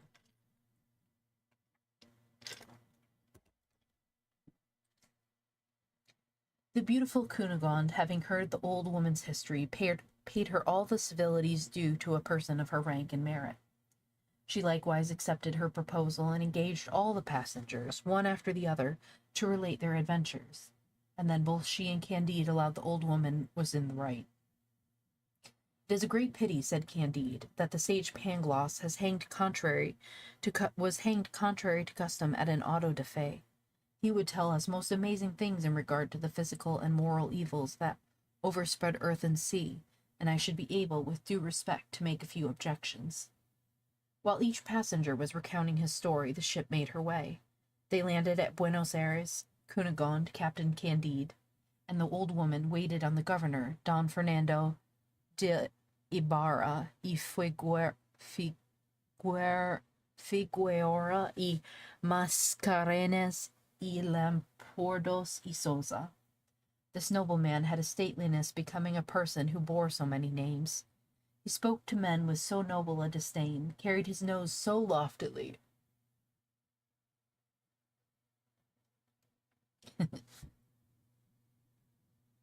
raised his voice so unmercifully, assumed so imperious an air, and stalked with such intolerable pride, that those who saluted him were strongly inclined to give him a good drubbing. Cunegonde appeared to him the most beautiful he had ever met. The first thing he did was to ask whether she was not the captain's wife. The manner in which he asked the question alarmed Candide. He durst not say she was his wife, because indeed she was not. Neither durst he say she was his sister, because it was not so.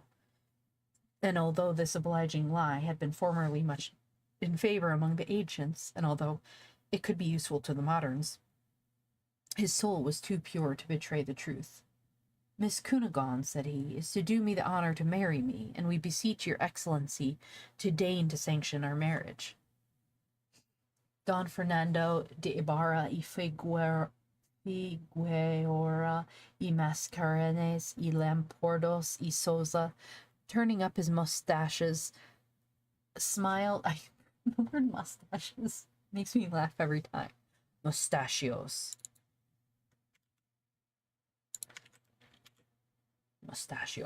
smiled mockingly and ordered Captain Candide to go and review his company. Candide obeyed, and the governor remained alone with Miss Cunegonde.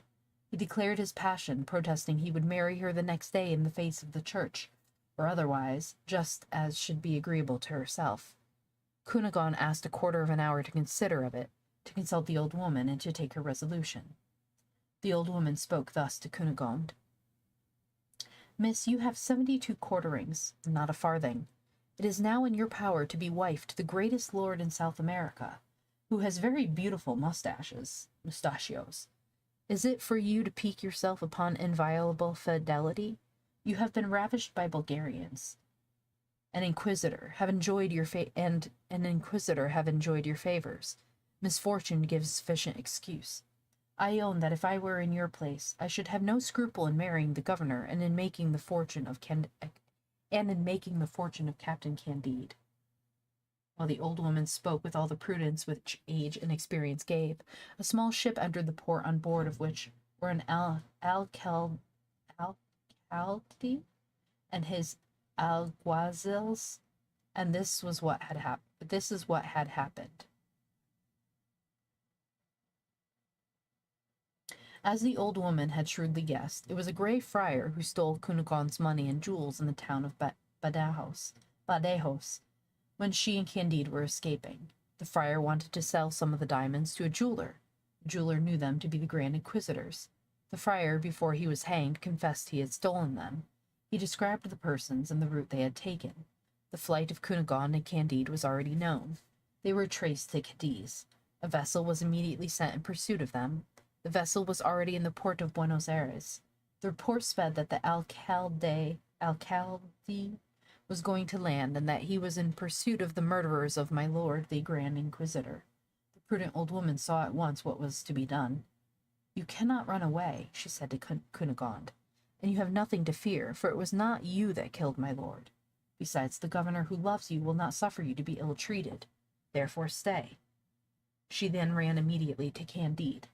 Fly, said she, or in an hour you will be burnt. There was not a moment to lose, but how could he part from Cunegonde, and where could he flee for shelter?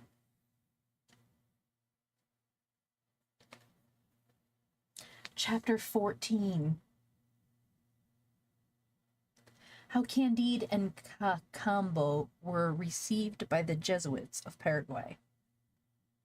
Candide had brought such a valet with him from Cadiz as one often meets with on the coast of Spain and in the American colonies. He was a quarter Spaniard, born of a mongrel in Tucuman, who had been singing boy, sacristan, sailor, monk, peddler, soldier, and lackey. His name was Cacambo, and he loved his master because his master was a very good man. He quickly saddled the 2 Andalusian horses. Come, master, let us follow the old woman's advice. Let us start and run without looking behind us. Candide shed tears. Oh, my dear Cunegonde, must I leave you just at a time when the governor was going to sanction our nuptials? Cunegonde, brought to such a distance, what will become of you? She will do as well as she can, said Cacambo. The women are never at a loss. God provides for them. Let us run. Whither art thou carrying me? Where shall we go? What shall we do without Cunegonde? Said Candide. By St. James of Compostela, said Cacambo, you were going to fight against the Jesuits. Let us go fight for them. I know the road well. I'll conduct you to their kingdom, where they will be charmed to have a captain that understands the Bulgarian exercise. Hello, Lunaria. Well, hello, welcome. Thank you for the hydrate.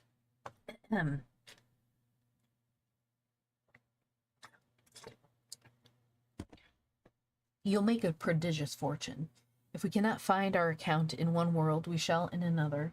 It is a great pleasure to see and do new things. You have been in Paraguay, then, said Candide. Aye, sure, answered Cacambo. I was servant in the College of the Assumption, and I am acquainted with the government of the good fathers, as well as I am with the streets of Cadiz. It was an admirable government. The kingdom is upwards of 300 leagues in diameter, and divided into 30 provinces.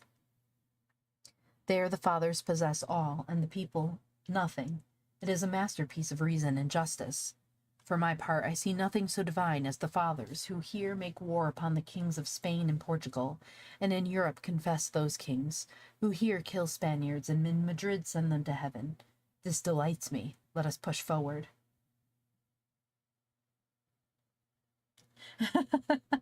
Oh, thank you. I do occasionally take a sip. I just don't always announce it, but I have my green tea, but thank you.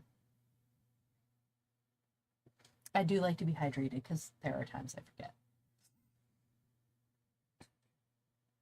Where was I?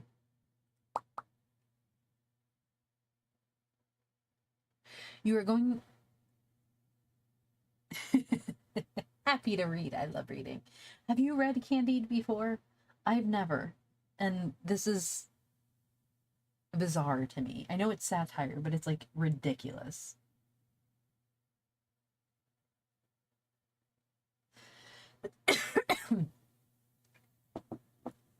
You are going to be the happiest of mortals. What pleasure will it be to those fathers to hear that a captain who knows the Bulgarian exercise has come to them? As soon as they reached the first barrier, Cacambo told the advance guard that a captain wanted to speak with my lord the commandant. Notice was given to the main guard, and immediately a Paraguayan officer ran and laid himself at the feet of the commandant to impart this news to him. Candide and Cacambo were disarmed, and their 2 Andalusian horses seized. The strangers were introduced between 2 files of musketeers. The commandant was at the further end, with the 3-cornered cap on his head, his gown tucked up, a sword by his side, and a spontoon in his hand. He beckoned, and straightway the newcomers were encompassed by 24 soldiers. A sergeant told them they must wait, that the commandant could not speak to them, and that the Reverend Father Provincial does not suffer any Spaniard to open his mouth but in his presence, or to stay above 3 hours in the province. Then where is the Reverend Father Provincial? Said Cacambo. He is upon the parade just after celebrating Mass, answered the sergeant, and you cannot kiss his spurs till 3 hours hence.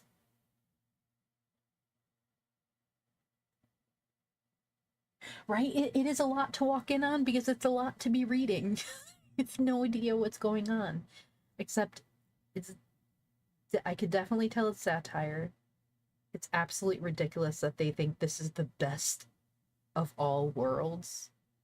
Because if this is the best, then oh god, I don't want to know what the others are like.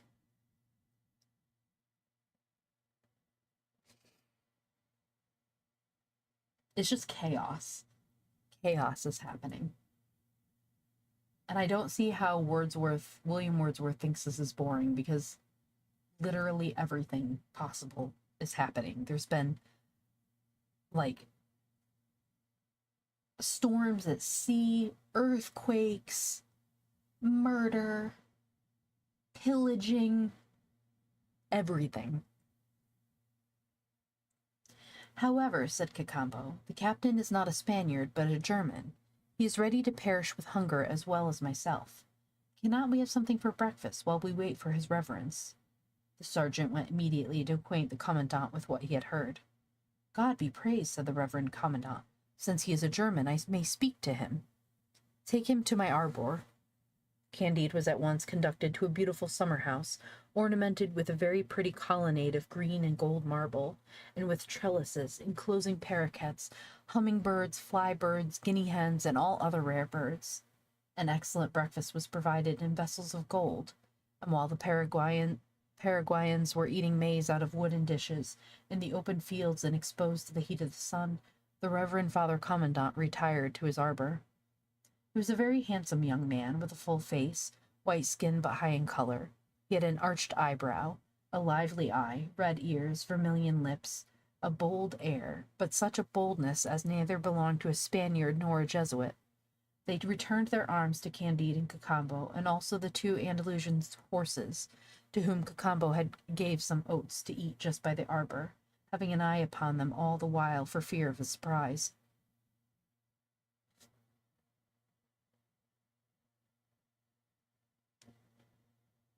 Yeah, right? He literally said it was boring. He said,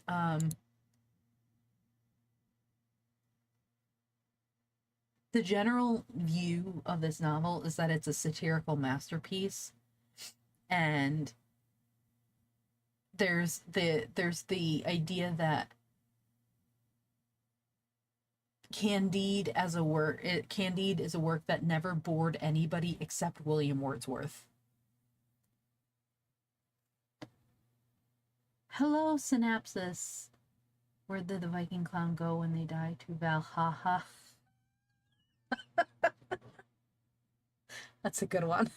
Thank you for the bit. Where's Matsu? Matsu's not here tonight. He would appreciate that one. So would Blah Blah. Oh, there's Blah Blah. I hate satirical Sophia's masterpiece. What?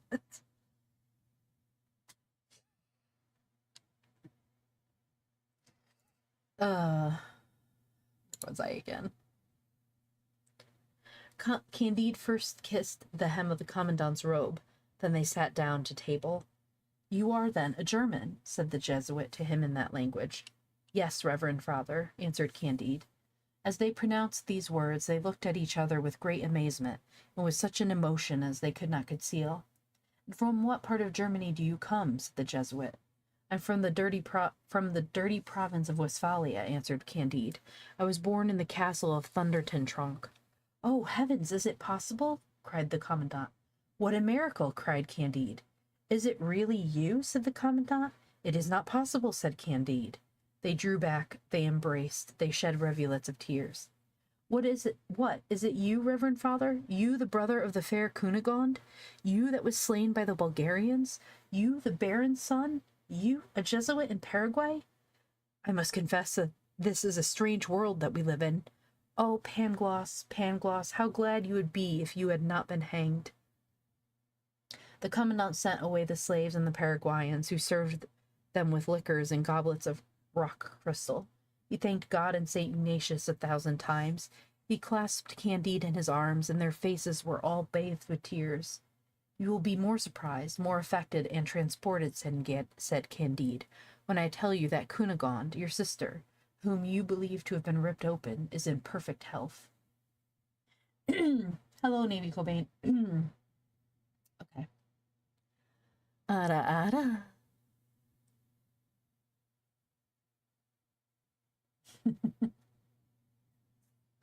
"Where?" "In your neighborhood with the governor of Buenos Aires, and I was going to fight against you." Every word which they uttered in this long conversation but added wonder to wonder. Their souls fluttered on their tongues, listened in their ears, and sparkled in their eyes. As they were Germans, they sat a good while at table, waiting for the Reverend Father Provincial, and the commandant spoke to his dear Candide as follows. Oh, thank you for the follow. I appreciate it. Welcome to class, Donaria. Okay, where am I back here? So we're at chapter 15, which means halfway chapter-wise. but the book is 165-ish pages. So that's half of 16 is 8. So 80, I would have to read through page 80 something to be halfway, really. So let's keep reading. We're gonna. Oh, I love your emotes. They're so cute. Little purple. I love purple. Purple is the best.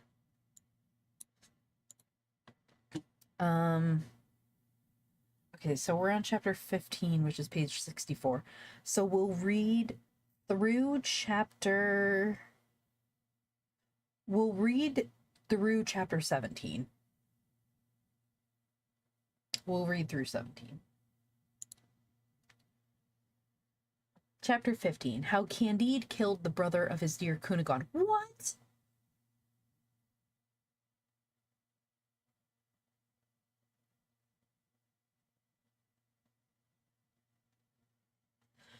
Okay then, here we go. I shall have ever present to my memory the dreadful day on which I saw my father and mother killed, and my sister ravished.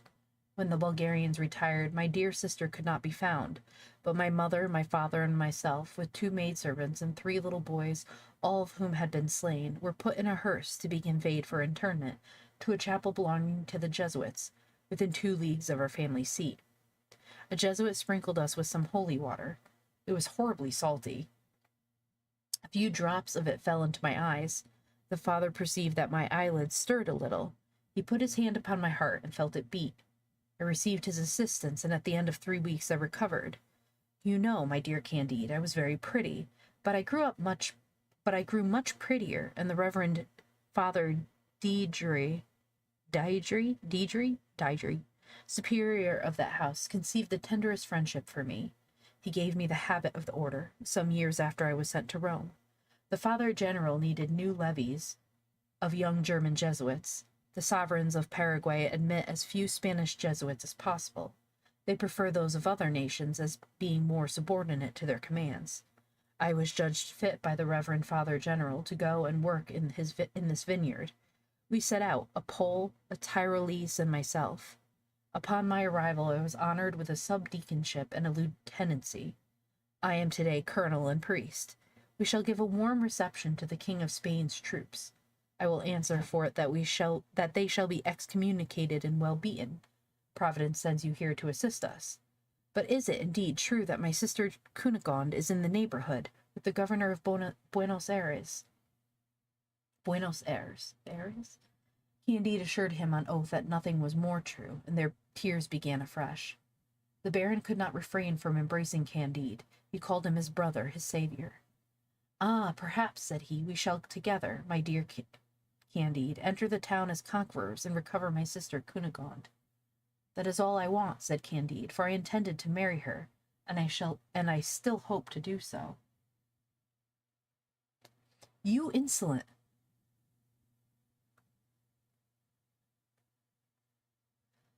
You insolent, replied the baron. Would you have the impudence to marry my sister, who has 72 quarterings? I found thou hast the most consummate effrontery to dare to mention so presumptuous a design. Candide, petrified at this speech, made answer, Reverend Father, all the quarterings in the world signify nothing. I rescued your sister from the arms of one man and of an inquisitor, and she has great obligations to me. She wishes to marry me. Master Pangloss always told me that all men are equal, and certainly I will marry her. We shall see that, thou scoundrel, said the Jesuit Baron de Thunder Ten Tronckh, and that instant struck him across the face with the flat of his sword. Candide in an instant drew his rapier and plunged it up to the hilt in the Jesuit's belly, but in pulling it out reeking hot, he burst into tears. Good God, said he, I have killed my old master, my friend, my brother-in-law. I am the best-natured creature in the world, and yet I have already killed 3 men, and of these 3, 2 were priests. Cacambo, who stood sentry by the door of the arbor, ran to him. We have nothing more for it than to sell our lives as dearly as we can, said his master to him. Without doubt someone will soon enter the arbor, and we must die sword in hand. Cacambo, who had been in a great many scrapes in his lifetime, did not lose his head. He took the Baron Jesuit's habit, put it on Candide, gave him the square cap, and made him mount on horseback. All this was done in the twinkling of an eye. "Let us gallop fast, master. Everybody will take you for a Jesuit, going to give directions to your men, and we shall have passed the frontiers before they will be able to overtake us." He flew as he spoke these words, crying out aloud in Spanish, make way for the Reverend Father Colonel." Wow, Candide, that conversation turned real fast. "Let's go get my sister." "Yes, because I'm going to marry her." "How dare you?" "You die." Wow. Chapter 16. Adventures of the two travelers with two girls, two monkeys, and the savages called Orelons. Candide and his valet had got beyond the barrier before it was known in the camp that the German Jesuit was dead. The wary Cacambo had taken care to fill his wallet with bread, chocolate, bacon, fruit, and a few bottles of wine. With their Andalusian horses, they penetrated into an unknown country where they perceived no beaten track. At length they came to a beautiful meadow intersected with purling rills. Here our two adventurers fed their horses. Cacambo proposed to his master to take some food, and he set him an example. "How can you ask me to eat ham," said Candide, "after killing the Baron's son, and being doomed never more to see the beautiful Cunegonde? What will it avail me to spin out my wretched days and drag them far from her in remorse and despair? And what will the Journal of Travaux say?" While he was thus lamenting his fate, he went on eating. The sun went down. The two wanderers heard some little cries which seemed to be uttered by women. They did not know whether they were cries of pain or joy, but they started up precipitately with that inquietude and alarm which every little thing inspires in an unknown country. The noise was made by two naked girls, who tripped along the mead while two monkeys were pursuing them and biting their buttocks. Candide was moved with pity. He had learned to fire a gun in the Bulgarian service, and he was so clever at it that he could hit a filbert in a hedge without touching a leaf in the tree. He took up his double-barreled Spanish fusil, let it off, and killed the two monkeys. "God be praised, my dear Cacambo! I have rescued those two poor creatures from a most perilous situation. If I have committed a sin in killing an inquisitor and a Jesuit, I have made ample amends by saving the lives of these girls. Perhaps they are young ladies of family, and this adventure may procure us great advantages in this country." He was continuing, but stopped short when he saw the two girls tenderly embracing the monkeys, bathing their bodies in tears, and rending the air with the most dismal lamentations. "Little did I expect to see such good nature," said he at length to Cacambo, who made answer, "Master, you have done a fine thing now. You have slain the sweethearts of those two young ladies." "The sweethearts? Is it possible you are jesting, Cacambo? I can never believe it." "Dear master," replied Cacambo, "you are surprised at everything. Why should you think it so strange that in some countries there are monkeys which insinuate themselves into the good graces of the ladies? They are a fourth part human, as I am a fourth part Spaniard." "Alas," replied Candide, "I remember to have heard Master Pangloss say that formerly such accidents used to happen. These mixtures were productive of centaurs, fauns, and satyrs, that many of the ancients had seen such monsters, but I looked upon the whole as fabulous." "You ought now to be convinced," said Cacambo, "that it is the truth, and you see what use is made of those creatures by persons that have not had a proper education. All I fear is that those ladies will play us some ugly trick." These sound reflections induced Candide to leave the meadow and to plunge into a wood. He supped there with Cacambo, and after cursing the Portuguese inquisitor, the governor of Buenos Aires, and the baron, they fell asleep on moss. On awaking, they felt that they could not move, for during the night the Orellans, who inhabited that country, and to whom the ladies had denounced them, had bound them with cords made of bark trees. They were encompassed by 50 naked Orellans, armed with bows and arrows, with clubs and flint hatchets. Some were making a large cauldron boil, others were preparing spits, and all cried, "A Jesuit! A Jesuit! We shall be revenged! We shall have excellent cheer! Let us eat the Jesuit! Let us eat him up!" "I told you, my dear master," cried Cacambo sadly, "that those two girls would play us some ugly trick." Candide, seeing the cauldron and the spits, cried, We are certainly going to be either roasted or boiled. What would Master Pangloss say, were he to see how pure nature is formed? Everything is right, it may be, but I declare it is very hard to have lost Miss Cunegonde and to be put upon a spit by Irelens. Cacambo never lost his head. Do not despair, he said to the disconsolate Candide. I understand a little of the jargon of these people. I will speak to them. Be sure, said Candide, to represent to them how frightfully inhuman it is to cook men, and how very unchristian. Gentlemen, said Cacambo, you reckon you are today going to feast upon a Jesuit. It is all very well. Nothing is more unjust than thus to treat your enemies.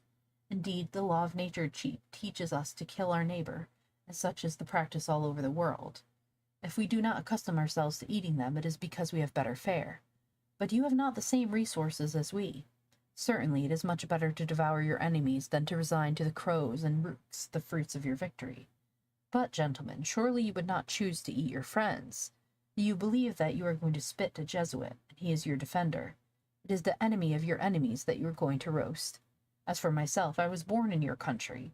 This gentleman is my master, and far from being a Jesuit, he has just killed one, whose spoil he wears, and thence comes your mistake. To convince you of the truth of what I say, take his habit and carry it to the first barrier of the Jesuit kingdom, and inform yourselves whether my master did not kill a Jesuit officer. It will not take you long, and you can always eat us if you find that I've lied to you. But I have told you the truth.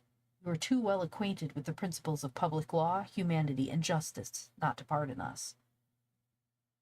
The Irelens found this speech very reasonable. They deputed 2 of their principal people with all expedition to inquire into the truth of the matter. These executed their commission like men of sense, and soon returned with good news.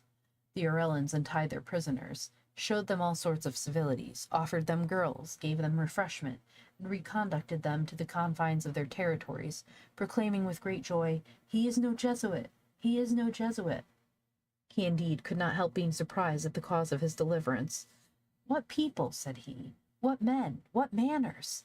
If I had not been so lucky as to run Miss Cunegonde's brother through the body, I should have been devoured without redemption. But after all, pure nature is good, since these people, instead of feasting upon my flesh, have shown me 1,000 civilities when then I was not a Jesuit. Bizarre. Chapter 17. Arrival of Candide and his valet at El Dorado. What they saw there. This is unsuspecting, like yeah. Welcome in, Eternal Boy. Thank you for the follow. Welcome to class. Yeah, this was definitely not on my radar. El Dorado.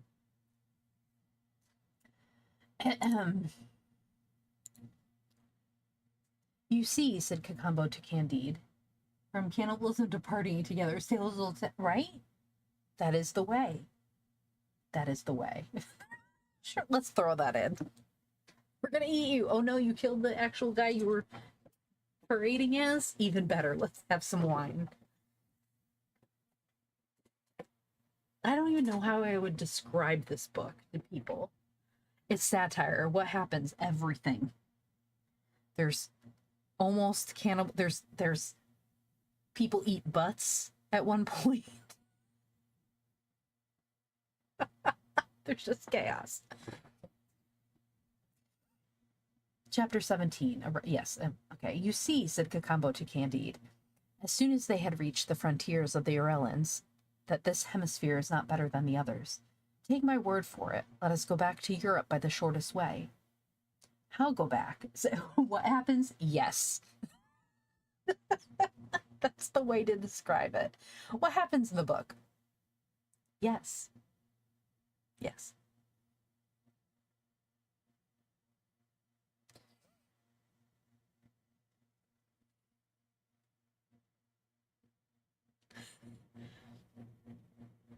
That this hemisphere is not better than the others. Take my word for it. Let's go back to Europe by the shortest way. How go back? Said Candide. And where shall we go? To my own country? The Bulgarians and the Abares are slaying all. To Portugal? There I shall be burnt. And if we abide here, we are every moment in danger of being spitted. But how can I resolve to quit a part of the world where my dear Cunegonde resides? Sir, at some point you've got to give it up. You've just got to give it up. Let us turn towards Cayenne, said Cacambo. There we shall find Frenchmen who wander all over the world. They may assist us. God will perhaps have pity on us. It was not easy to get to Cayenne. They knew vaguely in which direction to go, but rivers, precipices, robbers, savages obstructed them all the way. Their horses died of fatigue. Their provisions were consumed. They fed a whole month upon wild fruits and found themselves at last near a little river bordered with cocoa trees, which sustained their lives and their hopes. Cacambo, who was as good a counselor as the old woman, said to Candide, "We are able to hold out no longer. We have walked enough. I see an empty canoe near the riverside. Let us fill it with coconuts, throw ourselves into it, and go with the current. A river always leads to some inhabited spot. If we do not find pleasant things, we shall at least find new things." "With all my heart," said Candide, "let us recommend ourselves to Providence." They rode a few leagues between banks, in some places flowery, in others barren, in some parts smooth, and others rugged. The stream ever widened, and at length lost itself under an arch of frightful rocks which reached to the sky. The two travelers had the courage to commit themselves to the current. The river, suddenly contracting at this place, whirled them along with a dreadful noise and rapidity. At the end of 24 hours they saw daylight again, but their canoe was dashed to pieces against the rocks. For a league they had to creep from rock to rock, until at length they discovered an extensive plain, bounded by inaccessible mountains. The country was cultivated as much for pleasure as for necessity.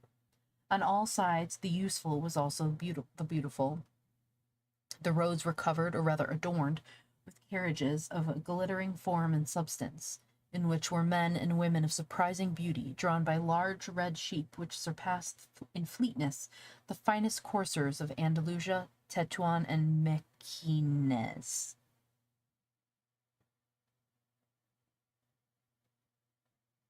I didn't went to bathroom because there's someone in the girls' bathroom. What do I do now? I don't know. I'm not sure what you should do. Here, however, is a country, said Candide, which is better than Westphalia. He stepped out with Cacambo towards the first village which he saw. Some children dressed in tattered brocades played at quoits on the outskirts. Our travelers from the other world amused themselves by looking on. The quoits were large round pieces, yellow, red, and green, which cast a singular lustre. The travelers picked a few of them off the ground. This was of gold, that of emeralds, the other of rubies. The least of them would have been the greatest ornament on the Mogul's throne. "Without doubt," said Cacambo, "these children must be the king's sons that are playing at quoits." The village schoolmaster appeared at this moment and called them to school. "There," said Candide, "is the preceptor of the royal family." The little truants immediately quitted their game, leaving the quoits on the ground with all their other playthings. Candide gathered them up, ran to the master, and presented them to him in a most humble manner, giving him to understand by signs that their royal highnesses had forgotten their gold and jewels. The schoolmaster, smiling, flung them upon the ground, then, looking at Candide with a good deal of surprise, went about his business. The travellers, however, took care to gather up the gold, the rubies, and the emeralds. "Where are we?" cried Candide. "The king's children in this country must be well brought up, since they are taught to despise gold and precious stones." "Hello, Ferhat, how are you? Welcome in." Cacambo was as much surprised as Candide. At length they drew near the first house in the village. It was built like a European palace. A crowd of people pressed about the door, and there were still more in the house. They heard most agreeable music, and were aware of a delicious odor of cooking. Cacambo went up to the door and heard they were talking Peruvian. It was his mother tongue, for it was well known that Cacambo was born in Tucuman, in a village where no other language was spoken. "I will be your interpreter here," said he to Candide. "Let us go in. It is a public house." Immediately 2 waiters and 2 girls, dressed in cloth of gold, and their hair tied up with ribbons, invited them to sit down to table with the landlord. They served 4 dishes of soup, each garnished with 2 young parrots, a boiled condor which weighed 200 pounds, 2 roasted monkeys, an excellent flavor, of excellent flavor, 300 hummingbirds in one dish, and 600 flybirds in another, exquisite ragouts, delicious pastries, the whole served up in dishes of a kind of rock crystal. The waiters and girls poured out several liqueurs drawn from the sugar cane. Most of the company were chapmen and wagoners, all extremely polite. They asked Cacambo a few questions with the greatest circumspection, and answered his in the most obliging manner. As soon as dinner was over, Cacambo believed as well as Candide that they might well pay the reckoning by laying down 2 of those large gold pieces which they had picked up. The landlord and landlady shouted with laughter and held their sides. When the fit was over, "Gentlemen," said the landlord, "it is plain you are strangers, and such guests we are not accustomed to see. Pardon us, therefore, for laughing when you offered us the pebbles from our high roads in payment of your reckoning. You doubtless have not the money of the country, but it is not necessary to have any money at all to dine in this house. All hostelries established for the convenience of commerce are paid by the government. You have fared but very indifferently because this is a poor village, but everywhere else you will be received as you deserve." Emeralds and rubies are pebbles? Wild. Cacambo explained this whole discourse with great astonishment to Candide, who was as greatly astonished to hear it. "What sort of country, then, is this?" said they to one another.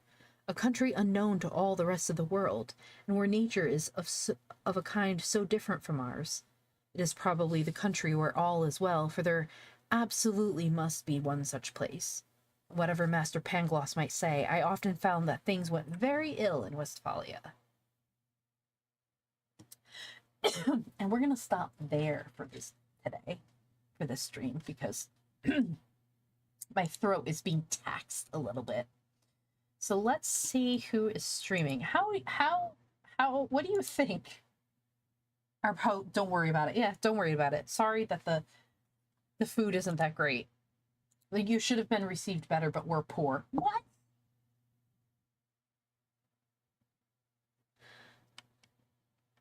Wild. Oh, thank you. I will. It's just allergies.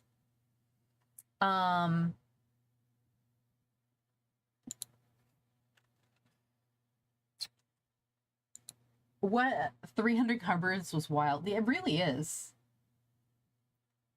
I mean, I have a few. I mean, they're so tiny. Like, why would you eat hummingbirds? They're so tiny.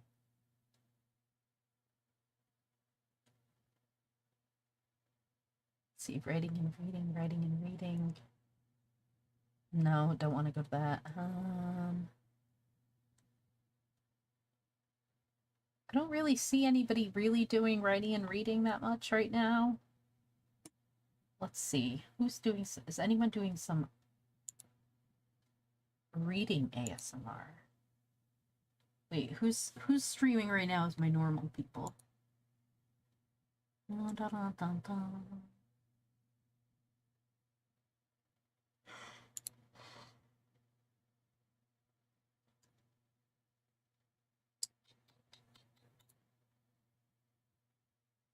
I don't see any of my normal people doing. Oh, Jamesy is streaming. It's been a while since I visited Jamesy, so let's go visit him. He moved. He's finally streaming again. He moved.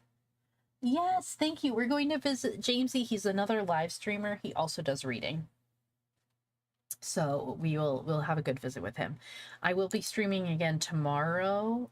It'll be a gaming stream. Not sure what I'm going to play yet. I'm not sure if I'm going to continue with Myst or do something else for the moment. I did get a whole bunch of new games recently, so I might try something else. At some point, I will be playing Satisfactory again with Wardud, but not quite yet. I gotta prep for that a bit. But I think that'll be probably around 2 p.m. Central Time. Will be that one. Thank you. You too. All right, so let's head on over to him. Of course, he's like stepped away for a moment. Wait, he better not be ending stream. No, I don't think he is. He's still going. Okay, He's just... Oh, he popped back in and then he popped out. He's there. Okay, here we go. Thank you, everybody, for coming in. I will see you tomorrow. Thank you for all the new follows. Bye, everyone!